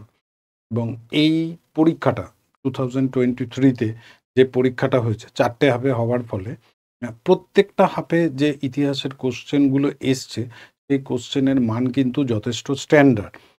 এবং পিএসসি যেরকম পরীক্ষা নেয় সেই স্ট্যান্ডার্ড এক্সামের দিকে যাচ্ছে, এই লক্ষ্যটা কিন্তু খুব ভালো। অর্থাৎ আমরা যে পরীক্ষাটা দিয়েছি তা থেকে নতুন কিছু শিখেছি। কি কেমন পরীক্ষা দিয়েছো সেগুলো তো আর ভেবে লাভ নেই, নতুন করে সামনে প্রচুর পরীক্ষা আসছে, তার জন্য নিজের প্রিপারেশনটাকে বেস্ট লেভেলে নিয়ে যাও। তো আমরা আজকে যেটা করব সেটা হচ্ছে পিএসসি ক্লার্কশিপ 2023 যে এক্সাম রয়েছে সেই এক্সাম অনুযায়ী তার যে কোশ্চেন পেপারগুলো এসছে সেই কোশ্চেন পেপারগুলোর আলোচনা। আমরা এটা lecture number 1, discussion on the history of question paper. আমরা পিএসসি ক্লার্কশিপ পরীক্ষায় যে কোশ্চেনগুলো এসছে সেই কোশ্চেনগুলোর আলোচনা আমরা এখন করব। তো স্বাভাবিকভাবেই আমরা প্রথমে যেটা যাব সেটা হচ্ছে first day first half. First day first হাফে ইতিহাসের কোশ্চেন কোনগুলো এটা বুঝতেই অনেক সময় লেগে গেছে।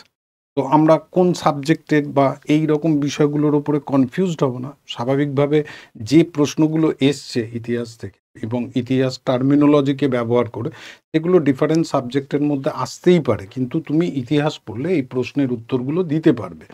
যেমন ধরো, আমাদের প্রথম প্রশ্নটাই যেটা আমরা বলবো সেটা হচ্ছে ফার্সি শব্দ। এই ফার্সি শব্দটা ব্যবহার যখন আমরা সুলতানি মুঘল পিরিয়ডে দেখেছি, সেখান থেকে কিছু টার্মিনোলজিক্যাল কোশ্চেন অলরেডি পিএসসি তার পরীক্ষায় দিচ্ছে। আরহাট্টা বা এই শাহমত, এবং এটা খুব কমন সেন্সের কোশ্চেন। শাহমত যদি তুমি বলো তাহলে সেটার মানে হচ্ছে চেকমেট। এটা দাবা খেলার সঙ্গে যুক্ত, মানে চেকমেট যখন তুমি দিচ্ছ, রাজার আর পালানোর কোনো রাস্তা নেই, অর্থাৎ রাজা পরাজিত হয়েছে, তাকে স্যারেন্ডার করতে হবে। কিন্তু তার মানের সঙ্গে আমাদের যেটা প্রশ্ন করেছে সেখানে অপশনে দেখো, king is alone, king is hopeless, এই দুটোর মধ্যে কোনটা হবে সেই জায়গাটাকে বেছে নিতে হবে। অর্থাৎ তুমি যখন চেকমেট বলছো তখন রাজার কোনো দিকে পালানোর কোনো প্রবাবিলিটি নেই, অর্থাৎ রাজা পরাজিত, এইভাবে নিজেকে স্যারেন্ডার করে দেবে। তো সেই জায়গাটায় যদি দেখো তাহলে আমাদের অরিজিনালি এই অর্থ অনুযায়ী এটার অ্যান্সার হবে কিং ইজ হোপলেস। এটাই আমার অ্যান্সার হবে। যদি কিং একা থাকে তাহলে সে পরবর্তীকালে সাহায্য নিয়ে বেঁচে যাওয়ারও একটা প্রবাবিলিটি রয়েছে। এখানে কিন্তু চেকমেট মানে রাজা পরাজিত, এই অর্থটাকে বোঝানোর জন্য এখানে যে মানেটা আমরা নেব সেটা হচ্ছে কিং ইজ হোপলেস। এটাই আমাদের অ্যান্সার হবে, রাজা আশাহীন। B is the correct answer. পিএসসির যে অ্যান্সার কি বেরোবে সেই জায়গাগুলোতে এটা দেখবে যে তাতে এই প্রশ্নের উত্তর অ্যান্সারটা বি হওয়াই 100% যুক্তিযুক্ত। নেক্সট আমরা যেটা দেখব সেটা আমরা খেয়াল রাখবো, এটাও যেটা বলেছে, which of the following metal was not known by the Harappans. হরপ্পিয়ানসরা যখন মেটালের প্রথম ব্যবহার করছে ভারতবর্ষে, এবং প্রথম মেটাল যখন ব্যবহার করছে কপার, ব্রোঞ্জ, গোল্ড, এগুলো সব ব্যবহার করবে। তারা যেটা করবে না সেটা হচ্ছে আয়রন। আয়রনের ব্যবহার জানতো না, কারণ ভারতবর্ষে আয়রনের ব্যবহার যারা প্রথম করবে তারা হচ্ছে আর্য। এই জায়গাটা তোমাকে কিন্তু ভালো করে খেয়াল রাখতে হবে, এবং মাথা ঠান্ডা রাখলে এই প্রশ্নের উত্তরগুলো সবাই তোমরা দিতে পারবে। যেহেতু এটা ক্রেডেনশিয়াল মার্কস, সেই জন্য এটা কিন্তু তোমাদের ক্রেডিট হিসেবে দেখা হবে। এবারে এই জায়গাটায় যেটা আছে একটু গন্ডগোলের আছে। অ্যাকচুয়ালি নরসিংহ বর্মন 1 হলেই পারফেক্ট হতো, কিন্তু এখানে দেখো যেটা প্রশ্ন করেছে, which one of the following ruler build the রথ মন্দির অফ মহাবালিপুরম। এটা কিন্তু 7 প্যাগোডা বা সপ্তরথের মন্দির স্পেসিফিক বলে দেয়নি। রথ মন্দির অব মহাবালিপুরম এটা করেছে পল্লব রুলার পুলকেশী টু বা রাজেন্দ্র চোল এবং রাজরাজ চোল। এরা সবাই হচ্ছে অন্য রাজবংশের, মানে তোমাকে এটা খেয়াল রাখতে হবে, রথ মন্দির এটা তৈরি করেছে পল্লবরা। মহাবালিপুরম বা মমল্লপুরম এটা পল্লবদের ক্যাপিটাল, তাই যদি এটা কেউ করে পল্লব রুলারই করবে। সেই হিসেবে এটার অ্যান্সার হচ্ছে নরসিংহ বর্মন সেকেন্ড। এটা মানে পরীক্ষায় তোমরা যেটা পড়ে যাও, সেই পড়ে যাওয়ার সঙ্গে সঙ্গে সেন্স অফ হিউমারও তোমাকে অ্যাপ্লাই করতে হবে, সেই বিষয়টাও তোমাকে খেয়াল রাখতে হবে। সেই হিসেবে এটার অ্যান্সার হচ্ছে দ্বিতীয় নরসিংহ বর্মন। তো এই জায়গাগুলোকে একটু কেয়ার করতে হয়। তো সেই জায়গাগুলো তোমরা যখন প্র্যাকটিস করো, সেই প্র্যাকটিসে এই জায়গাগুলো ধরে দেওয়া হয়। অর্থাৎ তুমি ওই যে এক্সাম যখন হয় তখন কি হয়, এই পুলকেশী টু কী করেছে, অপশন অ্যানালিসিসের থেকে কনসেপ্ট অ্যানালিসিসটা এখন সব থেকে বেশি গুরুত্বপূর্ণ হয়ে গেছে। তাই কনসেপ্ট অ্যানালিসিস করার জন্যই এই জায়গাগুলো তোমাকে দেখতে হবে। এগুলো তোমরা যখন পড়ো তখন খেয়াল রাখো, রাজেন্দ্র চোল, রাজরাজ চোল, পুলকেশী টু, এদের তো ডায়নাস্টি পড়ার সময় সময় তাদের কি ক্রেডিট আছে সেই জায়গাগুলো দেখো। কিন্তু পরীক্ষার হলে তোমাকে মুখস্থ করে গেলে যে জায়গাটা তোমাদের প্রবলেম হচ্ছে সেই জায়গাটাকে ওভারকাম করার চেষ্টা করো, ডেফিনেটলি তোমাদের রেজাল্ট খুব ভালো হবে। তো এই জায়গাটাকে একটু কেয়ার করবে। এই ধরনের ট্রেন্ড কিন্তু এখন আসছে। নেক্সট আমরা যে কোশ্চেনটা দেখব সেটা হচ্ছে এটা হচ্ছে the concept of fire temple, অগ্নি মন্দির। এই যে অগ্নি মন্দির আমরা বলি যে পার্সিদের দাহ করার কোনো কনসেপ্ট নেই, তারা এই ফায়ার টেম্পলের ওপরে ডেড বডিটা রেখে দেয় এবং তাদের ফিউনারাল কাস্টমের সঙ্গে এই অগ্নি মন্দির বা ফায়ার টেম্পলটা যুক্ত। ফায়ার টেম্পল বলতে আমরা কিন্তু হিন্দু মন্দির ভাববো না, অবশ্য এখানে হিন্দুইজম 1 নম্বরে আছে, এটা হবে না, এটা হবে জুরাস্ট্রিয়ান বা পার্সিদের ধর্মের সঙ্গে যুক্ত এবং তাদের ফিউনারাল কাস্টমের সঙ্গেও যুক্ত বা অন্ত্যেষ্টিক্রিয়ার সঙ্গে যুক্ত। এটা যখন আমরা পড়ি আমাদের স্ট্রাকচারাল বিষয়গুলোতে, সেখানে এগুলো পরিষ্কার বলে দেওয়া হয় এবং ছাত্ররা এটা খুব ভালো করেই অ্যান্সার করতে পারবে বলেই আমি মনে করি। যারা পড়েছে তারা এই প্রশ্নের উত্তরগুলো কখনো ভুল করবে না, এটাই স্বাভাবিক। এবং এই জায়গাগুলোকে একটু কেয়ার করো, তাহলে নেক্সট এক্সামগুলোতে আরও ভালো রেজাল্ট হবে। তো পরের কোশ্চেনে যাই।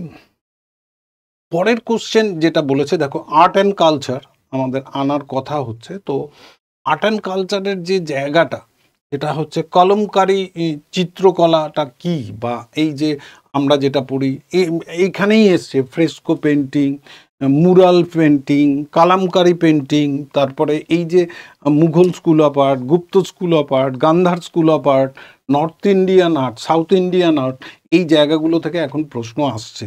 এবং তার মধ্যে অন্যতম হচ্ছে এই কালামকারী পেন্টিং। কালামকারী পেন্টিংটা হচ্ছে সেটা হচ্ছে দক্ষিণ ভারতের হাতে আঁকা সুতি বস্ত্র, এটাই আমাদের অ্যান্সার হবে। কারণ এই কালামকারী পেন্টিংটা সাউথ ইন্ডিয়ার সঙ্গে রিলেটেড এবং সেই কারণে এটার অ্যান্সার হয়ে যাবে এ। নেক্সট আমরা যেটা দেখব এটা দেখো আমাদের পরপর পিএসসি যে প্রশ্নগুলো করছে সমস্ত এক্সামেই এই প্রশ্নটাকে পেটেন্ট করে দিয়েছে এবং এটা আমাদের বলেছে who founded the Asiatic society of Bengal. আমরা যখন পড়ি তখন তো আমরা এটা সবসময় করি যে 1784 সালে এশিয়াটিক সোসাইটি আমাদের কোথায় তৈরি হবে, কলকাতার পার্ক স্ট্রিটে। এখনও তার ইয়েলো রঙের যে কালারের বাড়িটা, সেটাই Asiatic society. Oriental language study করার জন্য, ওরিয়েন্টাল কালচারকে স্টাডি করার জন্যে স্যার উইলিয়াম জোন্স 1784 খ্রিস্টাব্দে তৈরি করবে, সেটাই তোমাকে এখানে জিজ্ঞেস করেছে। তো D is the correct answer. Next কোশ্চেনে যাও। নেক্সট কোশ্চেনে এইটাও খুব কনসেপচুয়াল কোশ্চেন। অর্থাৎ তুমি যদি দেখো যে আমরা পড়েছি যে যোগা মানে যোগা, ন্যায় যোগ, জ্ঞান যোগ, ধর্মযোগ, সেই কনসেপ্টটা আলাদা। যোগাটা যদি আমাদের দর্শনের মধ্যে ফেলি তাহলে সেই দর্শনে আমরা যেটা পাই সাংখ্য, যোগ, ন্যায়, বৈষয়িক, পূর্ব মীমাংসা, উত্তর মীমাংসা, সেই জায়গাটা থেকে একটা কনসেপ্ট পাওয়া যায়। যোগ মানে ধ্যান, আর ধ্যানমগ্ন শিবের ছবি তুমি ঋগ্বেদেই পেয়েছো। আদি শিবা তিনি ধ্যানমগ্ন অবস্থায় রয়েছে। তো স্বাভাবিকভাবেই কমন সেন্স অ্যাপ্লাই করলে এটার অ্যান্সার ঋগ্বেদই হয়ে যাবে, এটা নিয়ে কোনো বিতর্কর কারণ নেই। এবং যোগা যে কালচার, যোগা ফিলোসফি, এই দর্শনের সঙ্গে যোগের কনসেপ্টটা কে অ্যাকাস্টম করে এখন এই প্রশ্নটা দিয়েছে। খুব ভালো কোশ্চেন। মেজরিটি স্টুডেন্ট যদি মাথা ঠান্ডা রাখে পরীক্ষার হলে কিন্তু এই প্রশ্নের উত্তর দিতে পারবে, না দিতে পারার কিছু নেই। কমন সেন্স অ্যাপ্লাইয়ের কনসেপ্টটা চলে এসছে। তো স্বাভাবিকভাবেই এই জায়গাগুলোকে তোমাকে কিন্তু এখন কেয়ার করতে হবে। তো ফার্স্ট হাফে আমরা যেটা দেখলাম, ফার্স্ট ডে ফার্স্ট হাফ, সেখানে এই প্রশ্নটা কিন্তু খুব গুরুত্বপূর্ণ। যারা এই প্রশ্নের উত্তরটা সঠিক দেবে তারা অন্যদের থেকে অনেক এগিয়ে যাবে, এটাই স্বাভাবিক। নেক্সট আমরা যেটা দেখব সেটা হচ্ছে first day second half. First day second half এই প্রশ্নটাও যে প্রশ্নপত্র হয়েছে সেখানে ইতিহাসের কোশ্চেনগুলো একইভাবে ফার্স্ট হাফের মতোই একইভাবে স্ট্যান্ডার্ড কোশ্চেন হচ্ছে। এই স্ট্যান্ডার্ড কোশ্চেনের উত্তর দিতে গেলে পরিশ্রম অবশ্যই তোমাকে করতে হবে। যেমন ধরো প্রাচীন যেমন অ্যারিস্টটল, ইউক্লিড, পিথাগোরাস, কেপলার, এদের প্রত্যেকের বিষয়টায় এখন জোর দিতে হবে। ওয়ার্ল্ড হিস্ট্রি থেকে ইন জেনারেল বিশাল কিছু কনসেপ্টের কোশ্চেন আসছে না, কিন্তু যেটা কালচারাল ডেভেলপমেন্টের জন্য যেটা আমরা বলি যেটা হচ্ছে রেনেসা বা নবজাগরণ বা কোনো কিছুর জনক বা পিতা, এই বিষয়গুলোকে তো আমরা অবশ্যই কেয়ার করি। এবং জ্যামিতির জনক যেটা রয়েছে সেটা ফাদার অফ জিওমেট্রি, এটা আমরা বলবো ইউক্লিডকে। এই কনসেপ্টের থেকে আর একটা হাফেও প্রশ্ন আছে, সেটাও তোমরা দেখতে পাবে যে অ্যারিস্টটল সমস্ত দার্শনিকদের শ্রেষ্ঠ দার্শনিক হিসেবে এনাকে ট্রিট করা হয়। পিথাগোরাস, কেপলার, পিথাগোরাসের সম্পদ্য তোমরা পড়েছো, তো কেপলারের সম্পর্কেও জানো, ইউক্লিড, অ্যারিস্টটল, এদের সম্পর্কে একটা জিস্ট ধারণা তোমার মধ্যে গ্রো করতে হবে, তবেই তুমি এই প্রশ্নের উত্তরগুলো দিতে পারবে। এবং ফাদার অফ জিওমেট্রি আমাদের ইউক্লিডকে বলা হয়। এগুলো একটু খেয়াল করবে, এদের সম্পর্কেই কেয়ার করতে হবে। এবারে দেখো যেটা প্রশ্ন করেছে, when was university of Calcutta establish? Kolkata বিশ্ববিদ্যালয়, যারা এর ভাইস চ্যান্সেলরের নাম জানে, যারা এর চ্যান্সেলরের নাম জানে, তারা এটা কখনো ভুল করবে না। তুলনামূলকভাবে এই প্রশ্নটা খুব সোজা প্রশ্ন হয়ে গেছে। তো ইউনিভার্সিটি অফ ক্যালকাটা এস্টাবলিশ 1857, সিপাহি বিদ্রোহের সময় তৈরি হবে ভারতবর্ষের প্রথম বিশ্ববিদ্যালয়, আধুনিক বিশ্ববিদ্যালয়, যেটা 1857-এ তৈরি হবে। এটা খেয়াল রাখতে হবে। এবং এইটারই আর একটা হাফে কোশ্চেন আছে, সেই সময় গভর্নর জেনারেল অফ ইন্ডিয়া কে ছিল, সেটাও আমাদের কাছে গুরুত্বপূর্ণ। তো নেক্সট দেখো আমরা যেটা বলেছে, দ্য হিন্দুস্তান রিপাবলিকান অ্যাসোসিয়েশন, যেটাকে আমরা বলি HRA। HRA এখানে যে যারা রয়েছে তারা প্রত্যেকে HRA-র সদস্য, যেমন ভগৎ সিং, চন্দ্রশেখর আজাদ, যোগেশচন্দ্র চ্যাটার্জি, শচীন্দ্রনাথ সান্যাল। শচীন্দ্র সান্যাল আছে, অ্যাকচুয়ালি পুরো নামটা হচ্ছে শচীন্দ্রনাথ সান্যাল। তো HRA-র ফাউন্ডার হিসেবে আমরা যাকে নেব সেটা হচ্ছে Sachindranath Sanyal. D is the correct answer, এটাকেও খেয়াল রাখতে হবে। নেক্সট আমরা যেটা যাব সেটা হচ্ছে জাতক। এই যে জাতক, আমরা যখন বৌদ্ধিজম, জৈনিজম পড়ি তখন জানি যে জাতকের মূল গল্প যদি তুমি দেখো তাহলে তুমি বলতে পারো যে এখানে মূল গল্প হচ্ছে 547টা, অ্যাভারেজ 550টা ধরা হয়। এর মধ্যে এই প্রশ্নগুলোও করে। এটা এই জাতকটা কি? জাতকটা হচ্ছে গৌতম বুদ্ধের পুনর্জন্মের কাহিনী বা বৌদ্ধের পুনর্জন্মের গল্প, সেটাই হচ্ছে জাতকা স্টোরি। এটাও তোমাকে খেয়াল রাখতে হবে। এবং গল্পের সংখ্যাটা, গৌতম বুদ্ধের পুনর্জন্মের কাহিনী অনেকগুলো তোমরা পড়েছো। যে জায়গাটা তোমাদের খুব খেয়াল রাখতে হবে সেটা হচ্ছে যে এই যে জাতকার স্টোরি মোরাল এথিক্সটাকে ডেভেলপমেন্ট করার জন্য, মানে তুমি এটা করবে, এটা করবে না, এটা করা উচিত, এটা করা উচিত নয়, লোককে ঠকাবে না, এই গল্পগুলোর মধ্যে থেকে আমরা সেই এথিক্যাল পলিসিগুলো বিল্ড করতে পারি। তো সেই জায়গাগুলোকে একটু খেয়াল রাখবে, তাহলে জাতক কি এই জায়গাটা নিশ্চয়ই কেউ ভুল করবে না।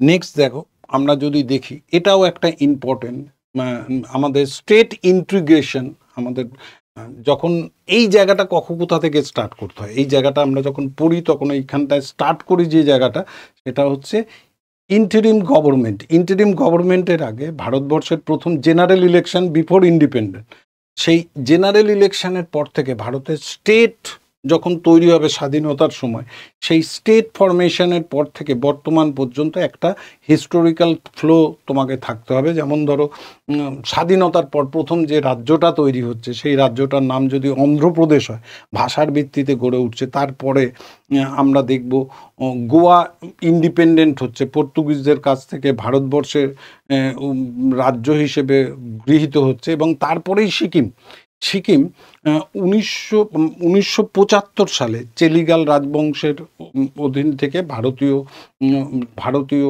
রাজ্য হিসেবে গৃহীত হয়, এবং সেটাই তোমাকে জানতে চেয়েছে, তাই এটার অ্যান্সার হয়ে যাবে সি। 1975 1975 সালে সিকিম ভারতীয় রাজ্য, ফুল ফেজ স্টেট অফ ইন্ডিয়া, এই জায়গাটায় আমরা পাবো 1975 সালে। তো সেটাও তোমাকে একটু খেয়াল রাখতে হবে। নেক্সট আমরা যদি দেখি তাহলে এটা অবশ্য খেয়াল রাখবো, who founded Hindu college of Calcutta. এই ক্যালকাটা হিন্দু কলেজের ফাউন্ডার 1817 সালে লর্ড হেস্টিংসের পিরিয়ডে যখন হচ্ছে, এটা একটা গুরুত্বপূর্ণ অধ্যায়। সেখানে আমরা দেখব যে এই যে হিন্দু কলেজ, এটাই পরবর্তীকালে প্রেসিডেন্সি কলেজে পরিণত হবে। তো এই হিন্দু কলেজের ফাউন্ডার হিসেবে আমরা ডেভিড হেয়ারের নাম নিতে পারি, কিন্তু ডেভিড হেয়ার এখানে নেই, ইচ্ছাকৃতভাবে নেই। William Carey, William Jones, Vivian Derozio, এদের নামটা ইন্টেনশনালি দেওয়া হয়েছে। তো স্বাভাবিকভাবেই ওই ডেভিড হেয়ারের নামটাকে মাথায় রেখে যদি কেউ অ্যান্সারটা করতে যায় তাহলে ব্রিটিশ ভেবে অ্যান্সারগুলো ভুল করবে। এটা একদম টেকনিক্যালি অপশানগুলো দেওয়া হয়েছে। তো ডেভিড হেয়ার যখন নেই তখন আমরা এখানে অ্যান্সারটা নেব রাজা রামমোহন রায়। রাজা রামমোহন রায়কেই আমরা হিন্দু কলেজের ফাউন্ডার হিসেবে নিতে পারি। তো এই বিষয়গুলো তোমাদের একটু কেয়ার করে দেখতে হবে। তো সেই জায়গাগুলোকে খেয়াল রেখো, পরবর্তী পরীক্ষার জন্য এগুলো খুব ইম্পর্টেন্ট। এরপরে আমরা দেখব সেকেন্ড ডে ফার্স্ট হাফে যে আমরা কোশ্চেনগুলো পেয়েছি সেই কোশ্চেনগুলো কিন্তু যথেষ্ট স্ট্যান্ডার্ড হয়েছে। যেমন ধরো এই যে আর্ট অ্যান্ড কালচারের যে প্রশ্নটা করেছে সেখানে দেখো, what is the term for an art work paint directly onto a ওয়ালের উপর ডাইরেক্টলি যখন দেওয়ালে সরাসরি কোনো ছবি আঁকা হয় সেই শিল্পকর্মকে কি বলে? এই শিল্পকর্মটা ভারতবর্ষে আধুনিক নয়, এই শিল্পকর্মটা ভারতবর্ষে বা পৃথিবীর ইতিহাসে 30,000 বছরেরও পুরনো। তো সেখানে কি বলা হচ্ছে, যখনই এটাকে বলা হচ্ছে যে একদম বিষয়টাকে পুরো খেয়াল রাখতে হয়, ট্র্যাপোস্ট্রি, গ্রাফিটি এবং ফ্রেস্কো যার আন্ডারে পড়ে সেই হচ্ছে মুরাল। এই মুরালটাই হবে তোমার অ্যান্সার। যখন আমরা প্রাচীন ভীমবেদকার যদি আর্ট দেখি সেখানে যে হাতির পিকচার পেয়েছি, তো সেটা দেওয়ালে আঁকা ছবি। তো এই দেওয়ালে আঁকা ডাইরেক্টলি ছবি, সেটা আমরা টাইলস, মোজাইক করা যেগুলো এখনও ব্যবহার করি, দেওয়ালে যখন সরাসরি ব্যবহার করি, সিলিংয়ে যখন ব্যবহার করি, সেই জায়গাটাকে ডাইরেক্টলি ব্যবহার করলে সেটাকে বলা হয় মুরাল। এই বিষয়গুলো কিন্তু অনেকের কাছেই এই জায়গাটা একটু টাফ হবে, কিন্তু যারা জানো তারা মনে রাখবে। তোমরা কিন্তু এই প্রশ্নের উত্তর দিতে পারলে ডেফিনেটলি অন্যদের থেকে অনেক এগিয়ে যাবে, এবং এটা কিন্তু তোমাদের ক্রেডেনশিয়াল মার্কস হিসেবেই গ্র্যান্ট হবে। তো নেক্সট প্রশ্ন যেটা আছে সেটা হচ্ছে এটাও খুব কনসেপচুয়াল কোশ্চেন দিয়েছে। সেটা কি বলেছে, টাইমস অফ ইন্ডিয়া। এই টাইমস অফ ইন্ডিয়ার অরিজিনাল নাম হচ্ছে বম্বে টাইমস। তো এটা তৈরি হয়েছিল 1838-এ, এবং পরবর্তীকালে এই টাইমস অফ ইন্ডিয়াটা মানে বম্বে টাইমস অফ ইন্ডিয়া হয়েছে, কিন্তু তার একটা ইতিহাস আছে যে 1860 সালে রবার্ট নাইট বম্বে টাইমসের কাছ থেকে এই প্রিন্ট প্রেসটা কিনে নেয়, এবং টাইমস অফ ইন্ডিয়া নামে 61 থেকেই কিন্তু টাইমস অফ ইন্ডিয়া স্টার্ট হয়ে যায়, কিন্তু এখানে অপশানে 61 নেই, সেই হিসেবে আমরা 62 নেব। এবং পরবর্তীকালে এটা আবার থমাস বেনেট এবং কোলম্যান এরা কিনে নেয়। তো এখনও দেখবে যে টাইমস অফ ইন্ডিয়ার এডিটোরিয়াল কলামে বেনেট অ্যান্ড কোলম্যান লেখা রয়েছে। তো এই যে হিস্ট্রিটা যদি তুমি সঠিকভাবে কেয়ার না করো, সঠিকভাবে যদি না বুঝতে পারো, সঠিকভাবে যদি না জানতে পারো, তাহলে পরীক্ষার হলে গিয়ে এই এই ডিফারেন্সিয়েশনটা কিন্তু তোমার চোখে পড়বে। তার মানে কি এখানে 1838 থাকলে অ্যান্সার হতে পারতো, 38 নেই বলে আমরা কিন্তু 62-কে অ্যান্সার নেব। এই জায়গাটা তোমাকে পরীক্ষার হলে জাজমেন্ট করতে হবে। তার মানে পরীক্ষার হলে যখনই জাজমেন্ট করতে হবে তখন কোশ্চেন অ্যানালিসিসটা সব থেকে বেশি গুরুত্বপূর্ণ হয়ে গেছে অপশন অ্যানালিসিসের রেসপেক্ট।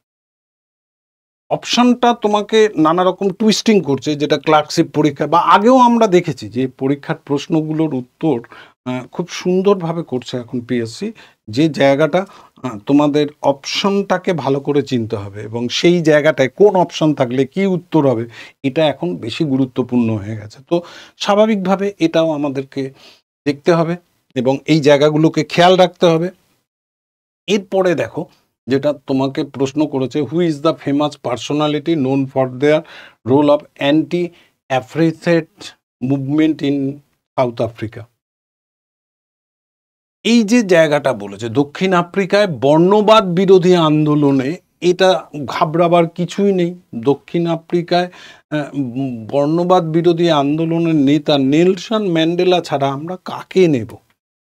এটা অন্য কাউকেই নেব না, নেলসন ম্যান্ডেলাই তোমার অ্যান্সার হবে। তো স্বাভাবিকভাবে এই হাফের প্রশ্নগুলো সোজা এবং টাফ দুটোই আমরা দেখতে পাচ্ছি এবং সংখ্যাটাও একটু বেশি রয়েছে অন্য হাফের তুলনায়। When did the খিলাফত মুভমেন্ট টেক প্লেস? এটা আমরা জানি যে প্রথম বিশ্বযুদ্ধের পর খিলাফত মুভমেন্টটা স্টার্ট হয় তুরস্কের ইস্যুকে নিয়ে, তা এবং কামাল পাশার নেতৃত্বে ওই আন্দোলনটা বন্ধ হয়ে যায়। তো স্বাভাবিকভাবেই এটা বি অ্যান্সার হবে, 1919 থেকে 1922 এটাই আমাদের অ্যান্সার হবে। এই জায়গাটাও তোমাদেরকে খেয়াল রাখতে হবে। ইতিহাসের যে পড়াশোনা আমরা করি সেখান থেকেও প্রশ্ন রয়েছে। নেক্সট আমরা যদি দেখি, when was the tenancy act pass in Bengal? Bengal tenancy act, বাংলায় প্রজাস্বত্ব আইন।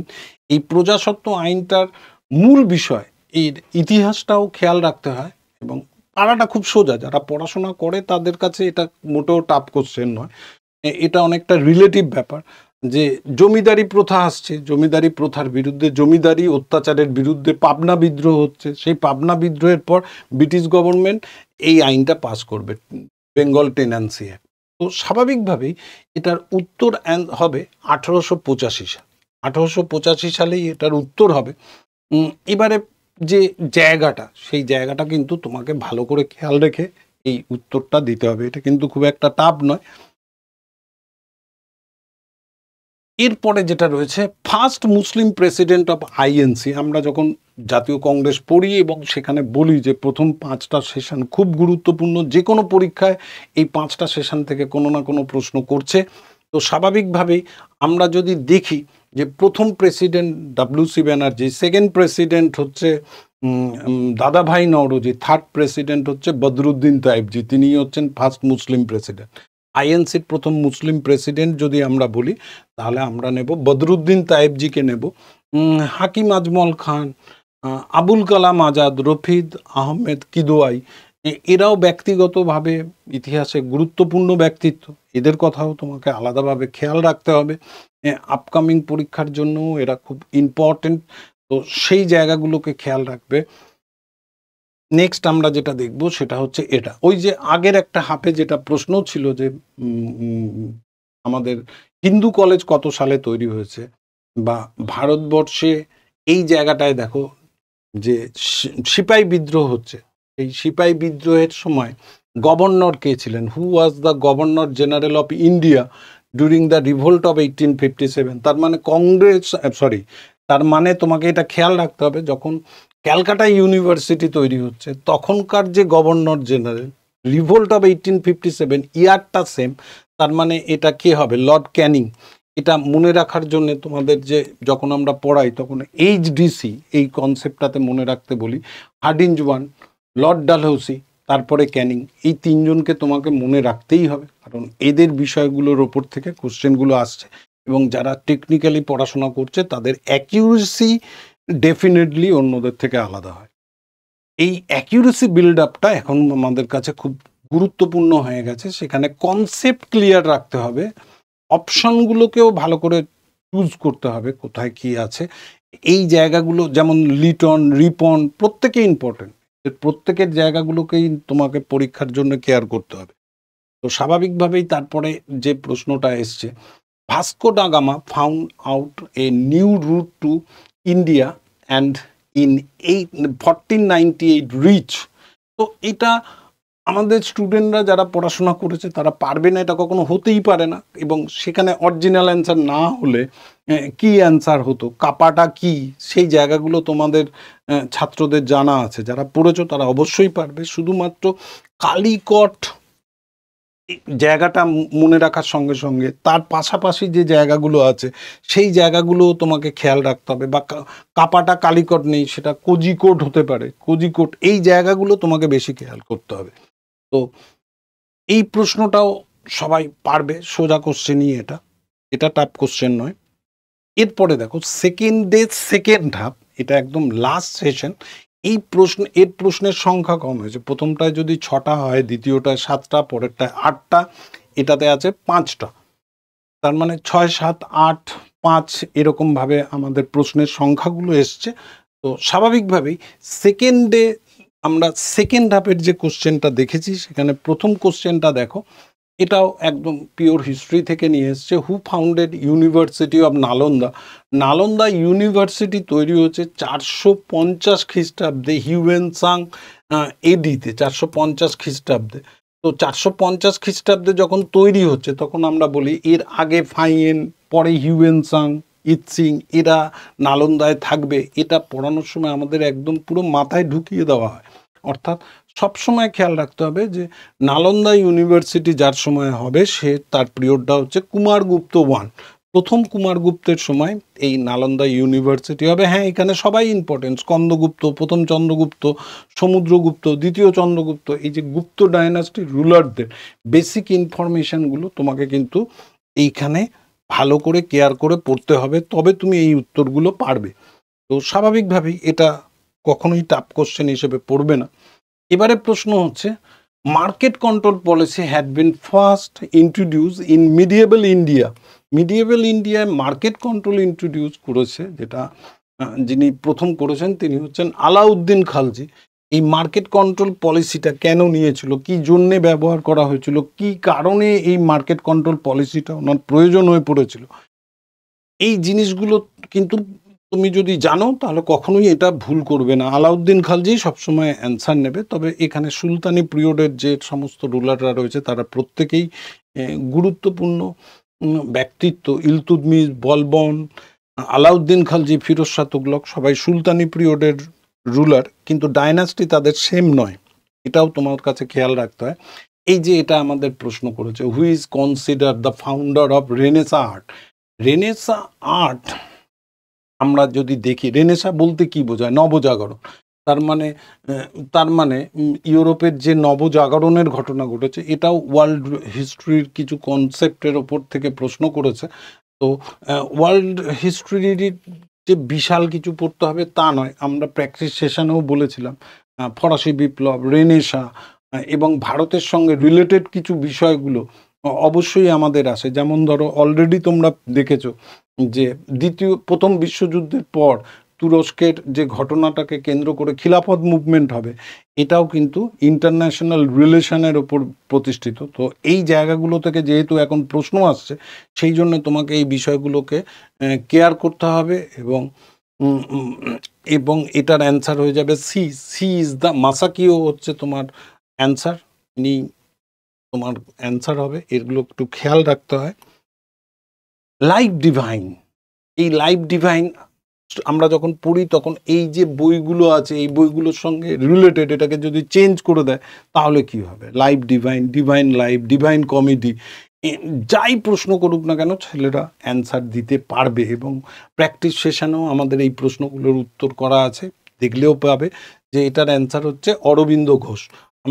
একদম পারফেক্ট, কখনো কোনো রকম ভুল হবে না, কোনো রকম কনফিউশন হবে না, কোনো রকম কোশ্চেন মার্ক আসবে না, সরাসরি অ্যান্সার অরবিন্দ ঘোষ, কোনো রকম কোনো বিতর্কও নেই। এটাও তোমাকে খেয়াল রাখতে হবে। তো স্বাভাবিকভাবেই আমরা যদি দেখি, এবারে এটাও দেখো, who was the first women president of the Indian National Congress.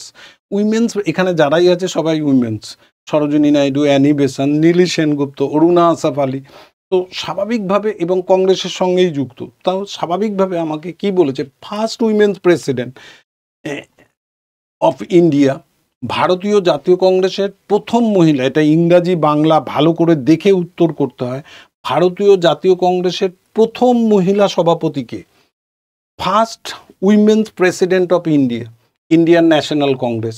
এই ইন্ডিয়াটাকে যদি আলাদা করে চিন্তা করো ইংরাজিটা পড়ে, তাহলে কিন্তু গণ্ডগোল আছে। মানে আমার অ্যান্সারটা হবে অ্যানি বেসান্ত, কিন্তু ভারতীয় নয়। ভারতীয় হলে সরোজিনী নাইডু হয়ে যেত, বাঙালি হলে নীলি সেনগুপ্ত হয়ে যেত।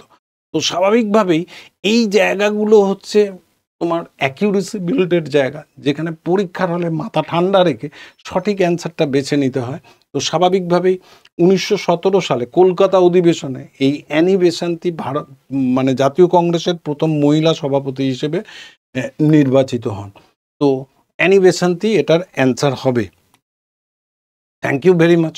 তোমাদের প্রত্যেকের পরীক্ষা আশা করি খুব ভালো হয়েছে, এবং তোমরা নিজেদের ইতিহাস থেকে তোমাদের যে অ্যাকিউরেসি, সেই অ্যাকিউরেসিটা অবশ্যই হাই রেখেছো, এবং প্রত্যেকে প্র্যাকটিস করেছো, তার রেজাল্টও পরীক্ষার হলে পেয়েছো।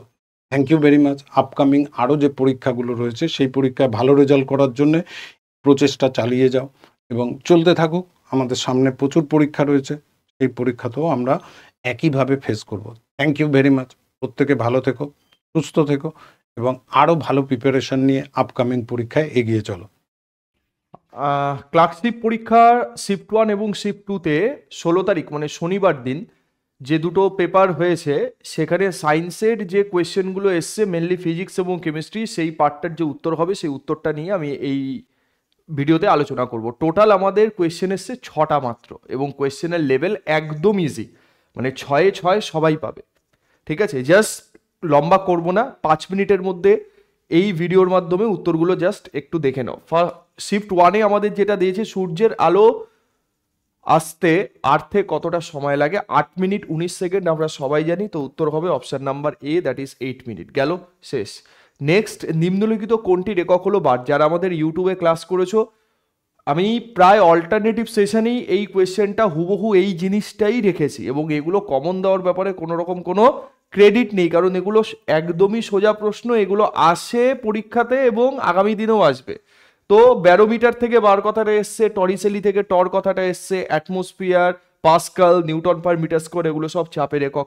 বল মানে নিউটন, ক্ষমতা মানে হচ্ছে আমাদের পাওয়ার, আর কার্য মানে হচ্ছে আমাদের ওয়ার্ক। গেল, তার মানে জুল। ঠিক আছে, ক্ষমতার তোমার একক হচ্ছে ওয়াট হবে, কার্যের একক জুল হবে। নেক্সট, পরেরটা বলছে বায়ুমণ্ডলের কোন স্তর অতিবেগুনি রশ্মিকে পৃথিবীতে আসতে বাধা দেয়? তো এটা বারবার ক্লাসে করানো হয়েছে, প্রত্যেকটা ক্লাসেই কম বেশি করে এই বায়ুমণ্ডলের এই যে লেয়ারগুলো আছে, এই লেয়ারগুলো থেকে কিন্তু আমাদের ডিসকাশন করা হয় বা আলোচনা করা হয়। এটা তোমাদের কাছে আমি এইচডব্লিউ জানতে চাইছি, একটা এইচডব্লিউ না দিলেই নয়। এটা তোমরা একটু কমেন্টে আমাকে বলবে যে এটার উত্তর তোমরা কি দিয়েছো। Stratosphere, troposphere, ionosphere, mesosphere. আমি সবসময় বলি trust me in the exam. এই যে একটা সেন্টেন্স আছে, এই সেন্টেন্স থেকে বায়ুমণ্ডলের কোন স্তরের পরে কোন স্তরগুলো আছে সেই নিয়ে আমরা একটা ধারণা পাই। ঠিক আছে, পরপর পরপর। ঠিক, তো এখানে ইউভি রে ট্র্যাপড হয় কোন লেয়ারে, এটা উত্তর দেবে আমাকে। নেক্সট, নিচের কোন তরঙ্গের কম্পাঙ্ক সব থেকে বেশি? ঠিক আছে, একদম ওপরে যে রেটা আছে আমাদের ইলেকট্রোম্যাগনেটিক ওয়েভ বা ইলেকট্রোম্যাগনেটিক রের একদম ওপরে যেটা আছে গামারে, তো গামারের কম্পাঙ্ক আমাদের সব থেকে বেশি হবে। আর এই রেসপেক্টে যদি তোমাকে বলে কোন রের কম্পাঙ্ক সব থেকে কম হবে, একদম নিচে যে আছে তার তরঙ্গ দৈর্ঘ্য সব থেকে বেশি, ওয়েভলেন্থ বেশি, ফ্রিকোয়েন্সি কম হবে। তো সেই রেসপেক্টে কোনটা উত্তর হয় কমেন্টে বলো। নেক্সট, পরেরটা একক শক্তি। আচ্ছা, এই কোয়েশ্চেনটা একটু ভুল দিয়েছে, মানে বাংলা ল্যাঙ্গুয়েজটা ভুল আছে, ইংরেজি ল্যাঙ্গুয়েজটা দেখবে এখানে ইউনিট ফোর্স লেখা আছে। ওকে, তো ইউনিট ফোর্সের সংজ্ঞা কথাটার মানে হচ্ছে যে ইউনিট ফোর্সের সংজ্ঞা কোথা থেকে পাওয়া যায়, মানে নিউটনের সেকেন্ড ল যেটা আছে না আমাদের equation F equal to M A. Okay, তো এইখান থেকেই কিন্তু ইউনিট ফোর্স পাওয়া যায়, মানে মাস যদি 1 কেজি হয় আর অ্যাক্সেলারেশন যদি 1 মিটার পার সেকেন্ড স্কোয়ার হয়, তাহলে আমাদের ফোর্স হবে 1 নিউটন।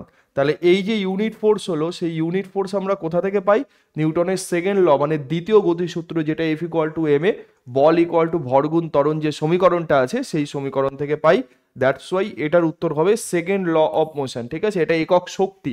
শক্তি আর বল কিন্তু সেম নয়, দুটো আলাদা আলাদা কোয়ান্টিটি, কিন্তু এখানে বাংলা ল্যাঙ্গুয়েজে একটু গন্ডগোল করেছে।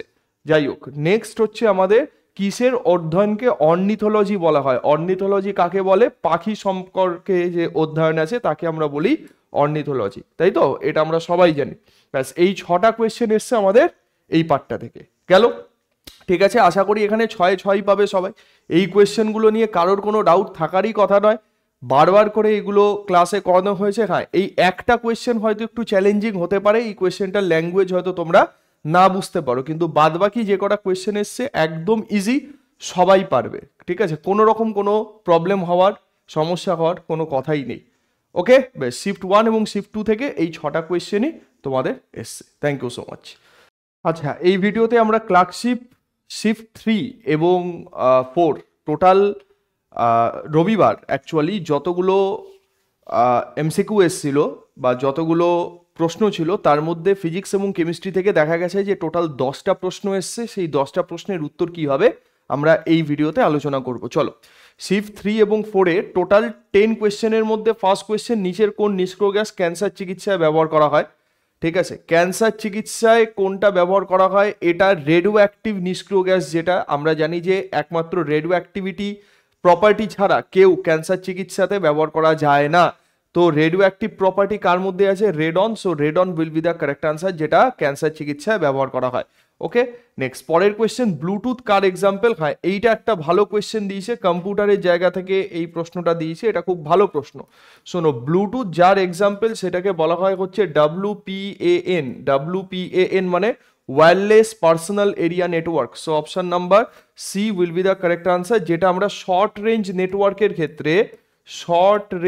নেটওয়ার্কের ক্ষেত্রে আমরা যেটাকে ব্যবহার করি, যেটা পার্সোনাল এরিয়াকে কভার করে, যেমন মাউস, কিবোর্ড, এইগুলোও কিন্তু আমাদের WPAN এর পার্সোনাল এরিয়া নেটওয়ার্কের উদাহরণ। যেমন আমরা বাড়িতে যে ওয়াইফাই ব্যবহার করছি সেটাকে বলা হয় ল্যান, লোকাল এরিয়া নেটওয়ার্ক। আর আমরা কোনো একটা বিল্ডিং এর ক্ষেত্রে যে নেটওয়ার্ক ব্যবহার করছি তাকে বলা হয় হচ্ছে WAN, WAN, যেটাকে ওয়াইড এরিয়া নেটওয়ার্ক বলা হয়। ওকে, এটা ব্যাপার। নেক্সট, পরেরটা, তেজস্ক্রিয়তার এসআই একক ইউটিউবে বারবার আলোচনা করা হয়েছে এই প্রশ্নটা নিয়ে। এসআই একক হচ্ছে বেকারেল, অ্যাম্পিয়ার হবে কারেন্ট, ডেসিবেল হচ্ছে লাউডনেস, শব্দের প্রাবল্য, আর কোবাল্ট তো আমাদের একটা ধাতু। ঠিক আছে, নেক্সট, পরের কোয়েশ্চেন, নিচের কোনটি শক্তির একক নয়? দেখো, ইউটিউবে এই কোয়েশ্চেনগুলো করানো আছে, যে কোনো সেশন তুমি দেখবে যে ঘুরিয়ে ফিরিয়ে এই কোয়েশ্চেনগুলো বারবার আলোচনা করা হয়েছে। এ কেলভিন ভাই একমাত্র টেম্পারেচারের একক, জুল মানে তো আমরা শক্তির একক জানি, আর ইভি যেটাকে বলা হয় ইলেকট্রন ভোল্ট, এটা হচ্ছে থার্মাল পাওয়ার স্টেশন, যেটা আছে কোনো একটা অ্যাটম বম ব্লাস্ট করলে যে পরিমাণ এনার্জি নির্গত হয় সেগুলোকে ইলেকট্রন ভোল্ট এককে মাপা হয়। তো এইগুলো হচ্ছে অনেক বড় টাইপের জিনিস। ওকে, বড় টাইপের জিনিস মিন্স যেখান থেকে হিউজ অ্যামাউন্টের এনার্জি বাইরে বার হচ্ছে, সেইখানের এনার্জিকে মেজার করার জন্য ইলেকট্রন ভোল্ট ইউনিট ব্যবহার করা হয়। 5 নম্বর, যেটির ঘনত্ব বৃদ্ধির কারণে অ্যাসিড বৃষ্টি হয়, সেটা আমরা কি জানি? বাতাসে সালফার ডাই অক্সাইড আর নাইট্রোজেন ডাই অক্সাইড যদি বেশি হয়ে যায়, তো সেখানে বৃষ্টির যে জল আছে সেই জলের সঙ্গে বিক্রিয়া করে তারা sulphuric acid, sulphurous acid, nitrous acid, nitric acid এগুলো তৈরি করবে, যেগুলো আমাদের অ্যাসিড বৃষ্টির জন্য দায়ী, mainly sulphur dioxide. Next, যখন একটি বাস একটি জায়গা থেকে প্রতীক্ষারত অবস্থায় হঠাৎ চলতে শুরু করে, বাসের যাত্রীরা পেছনের দিকে ঝুঁকে যায়, তো এটা কোন টাইপের ইনার্শিয়া, কোন টাইপের জড়তা, জাড্য, সেটা কমেন্টে বলবে। আর জাড্যের ধারণা নিউটনের কোন সূত্র থেকে পাওয়া যায়? বি এবং সি, থার্ড ল তো হবেই না, একমাত্র নিউটনের প্রথম গতিসূত্র। তো বোথ দেখে কিন্তু সবসময় বোথ দাগিয়ে দেবে না, এগুলো সোজা প্রশ্ন, সবাই পারবে। নেক্সট, বায়ুমণ্ডলীয় চাপ মাপার বৈজ্ঞানিক যন্ত্রের নাম কি? Barometer correct answer. গ্যালভানোমিটার দিয়ে আমরা কারেন্ট মানে তড়িৎ, খুব স্মল অ্যামাউন্টের কারেন্ট যদি সার্কিটের মধ্যে দিয়ে ফ্লো করে তাকে মাপতে পারি, প্লাস কারেন্টের ডাইরেকশন মাপা হয়। ফ্যাদোমিটার দিয়ে সমুদ্রের গভীরতা মাপা হয়, 1 ফ্যাদোম মানে 6 ফিট। আর অল্টিমিটার দিয়ে হাইট মাপা হয়, সমুদ্র সমতল থেকে কোনো একটা স্থান সেটা কতটা উচ্চতায় আছে সেটা অল্টিমিটার দিয়ে মাপা হয়। গেল। নেক্সট, 8 নম্বর, মানব দেহের রক্তের পিএইচ কত? 7.4, মাইল্ড, বেসিক, এবং সেটা একটা basic buffer solution, carbonic acid bicarbonate লবণের বাফার সলিউশন, 7.4 কারেক্ট আনসার হবে। নেক্সট, কোন বিজ্ঞানী সর্বপ্রথম গতিসূত্রের কথা বলেছেন? বিজ্ঞানী স্যার আইজাক নিউটন, ইনি প্রথম গতিসূত্রের কথা বলেছেন। মানে প্রপোজ বা সর্বপ্রথম গতিসূত্রের কথা বলেছেন বললেও আমাদের নিউটনই হবে, কারণ লজ অফ মোশন যার নামের সঙ্গে অ্যাসোসিয়েটেড, যিনি ইকুয়েশন দিয়েছেন তার নামের সঙ্গেই আমাদের ধরতে হবে। So Isaac Newton will be the correct answer. Next, পরেরটা, একটি আলোক তড়িৎ ক্রিয়ার প্রভাবে ব্যবহৃত ধাতুর কার্য অপেক্ষকের এসআই একক কি? শোনো, এই কার্য অপেক্ষক জিনিসটা আমি পড়াবো, ঠিক, যেটা আমাদের ফটো ইলেকট্রিক এফেক্টের জিনিস W0 + ½ mv² হয়। তো এই যে শক্তির সঙ্গে আমরা যোগ করতে পারি ইউনিটের রুল অনুযায়ী শক্তিকেই, ওই জন্য কার্য অপেক্ষক মানে হলো এক প্রকার শক্তি। কি? যে কোনো একটা ধাতব সারফেস আছে, ভালো করে শোনো, ধাতব পৃষ্ঠ আছে, এই ধাতব পৃষ্ঠের ওপরে লাইট এসে পড়লো, এই লাইট এসে পড়ে একে কি করে দিচ্ছে? লাইট এসে পড়ে এইখানের মধ্যে ধাতুর মধ্যে যে ফ্রি ইলেকট্রনগুলো আছে, এর মধ্যে যে মুক্ত ইলেকট্রনগুলো আছে, সেই মুক্ত ইলেকট্রনকে ধাক্কা মারছে, ধাক্কা মারার সাথে সাথে এই ইলেকট্রনগুলো এখান থেকে বেরিয়ে যাচ্ছে। তো এইখান থেকে যদি এইচনিউ পরিমাণ শক্তি আসে, তার মানে এই এইচনিউ পরিমাণ শক্তির মধ্যে ন্যূনতম যে শক্তিটা কাজে লাগছে এইটাকে বাইরে বার করার জন্য, মানে জাস্ট এই যে ফ্রি ইলেকট্রনগুলো কোনো একটা মেটাল সারফেসের উপরে আছে, এই মেটাল সারফেসকে বাইরে বার করার জন্য সেই এনার্জিকে বলা হয় হচ্ছে কার্য অপেক্ষক বা ওয়ার্ক ফাংশন। তার মানে এটা শক্তি, আলোর শক্তির মধ্যে একটা স্পেশাল পার্ট। তার মানে এইচনিউর মধ্যে W0, যেটাকে ওয়ার্ক ফাংশন বলে, কার্য অপেক্ষক বলে, এই পরিমাণ শক্তি লাগছে হচ্ছে এই মেটাল সারফেস থেকে ফ্রি ইলেকট্রনগুলোকে খুলতে, আর এর রিমেইনিং অ্যামাউন্ট অফ এনার্জি মানে ½ mv² এনার্জি নিয়ে সেই ইলেকট্রনগুলো বাইরে বেরিয়ে যাচ্ছে। এই জন্য এই সমীকরণকে আলোক তড়িৎ ক্রিয়ার সমীকরণ বলা হয়। হ্যাঁ, এটা আমাদের ক্লাস 11-এর বইতে তোমার অ্যাটমিক স্ট্রাকচার চ্যাপ্টারে এই জিনিসটা পাবে। তার মানে এটা হলো এক প্রকার শক্তি, তাহলে শক্তির একক কি হবে? জুলই হবে। So option number A, that is joule, will be the correct answer. ঠিক আছে, এটা একটা ভালো প্রশ্ন দিয়েছে। এই একটা প্রশ্ন, টোটাল 16টা প্রশ্নের মধ্যে আমি দেখলাম যে হ্যাঁ, এই একটা প্রশ্ন একটু ভালো প্রশ্ন, এই একটা প্রশ্ন একটু ভালো প্রশ্ন। ঠিক আছে, চলো তাহলে এই গেল আমাদের টোটাল শিফট 3 এবং 4 মিলিয়ে টোটাল যতগুলো এমসিকিউ এসছে তার উত্তর। তো আশা করি টোটাল 16টা প্রশ্ন, একটা কি দুটো প্রশ্ন হয়তো একটু চ্যালেঞ্জিং, যারা সিরিয়াসভাবে তোমরা আমাদের ক্লাসেসগুলো মানে ইউটিউবে ঠিকঠাক মতো করেছো, তাদের একটু প্রবলেম হতে পারে। বাদ বাকি যে কটা প্রশ্ন আছে একদম ইজি, ওটা সবাই করতে পারবে। ঠিক আছে ভাই, চলো, thank you so much. Next একটা ভিডিওতে আবার দেখা হবে। ততক্ষণের জন্য সবাই ভালো থেকো, সুস্থ থেকো, টাটা।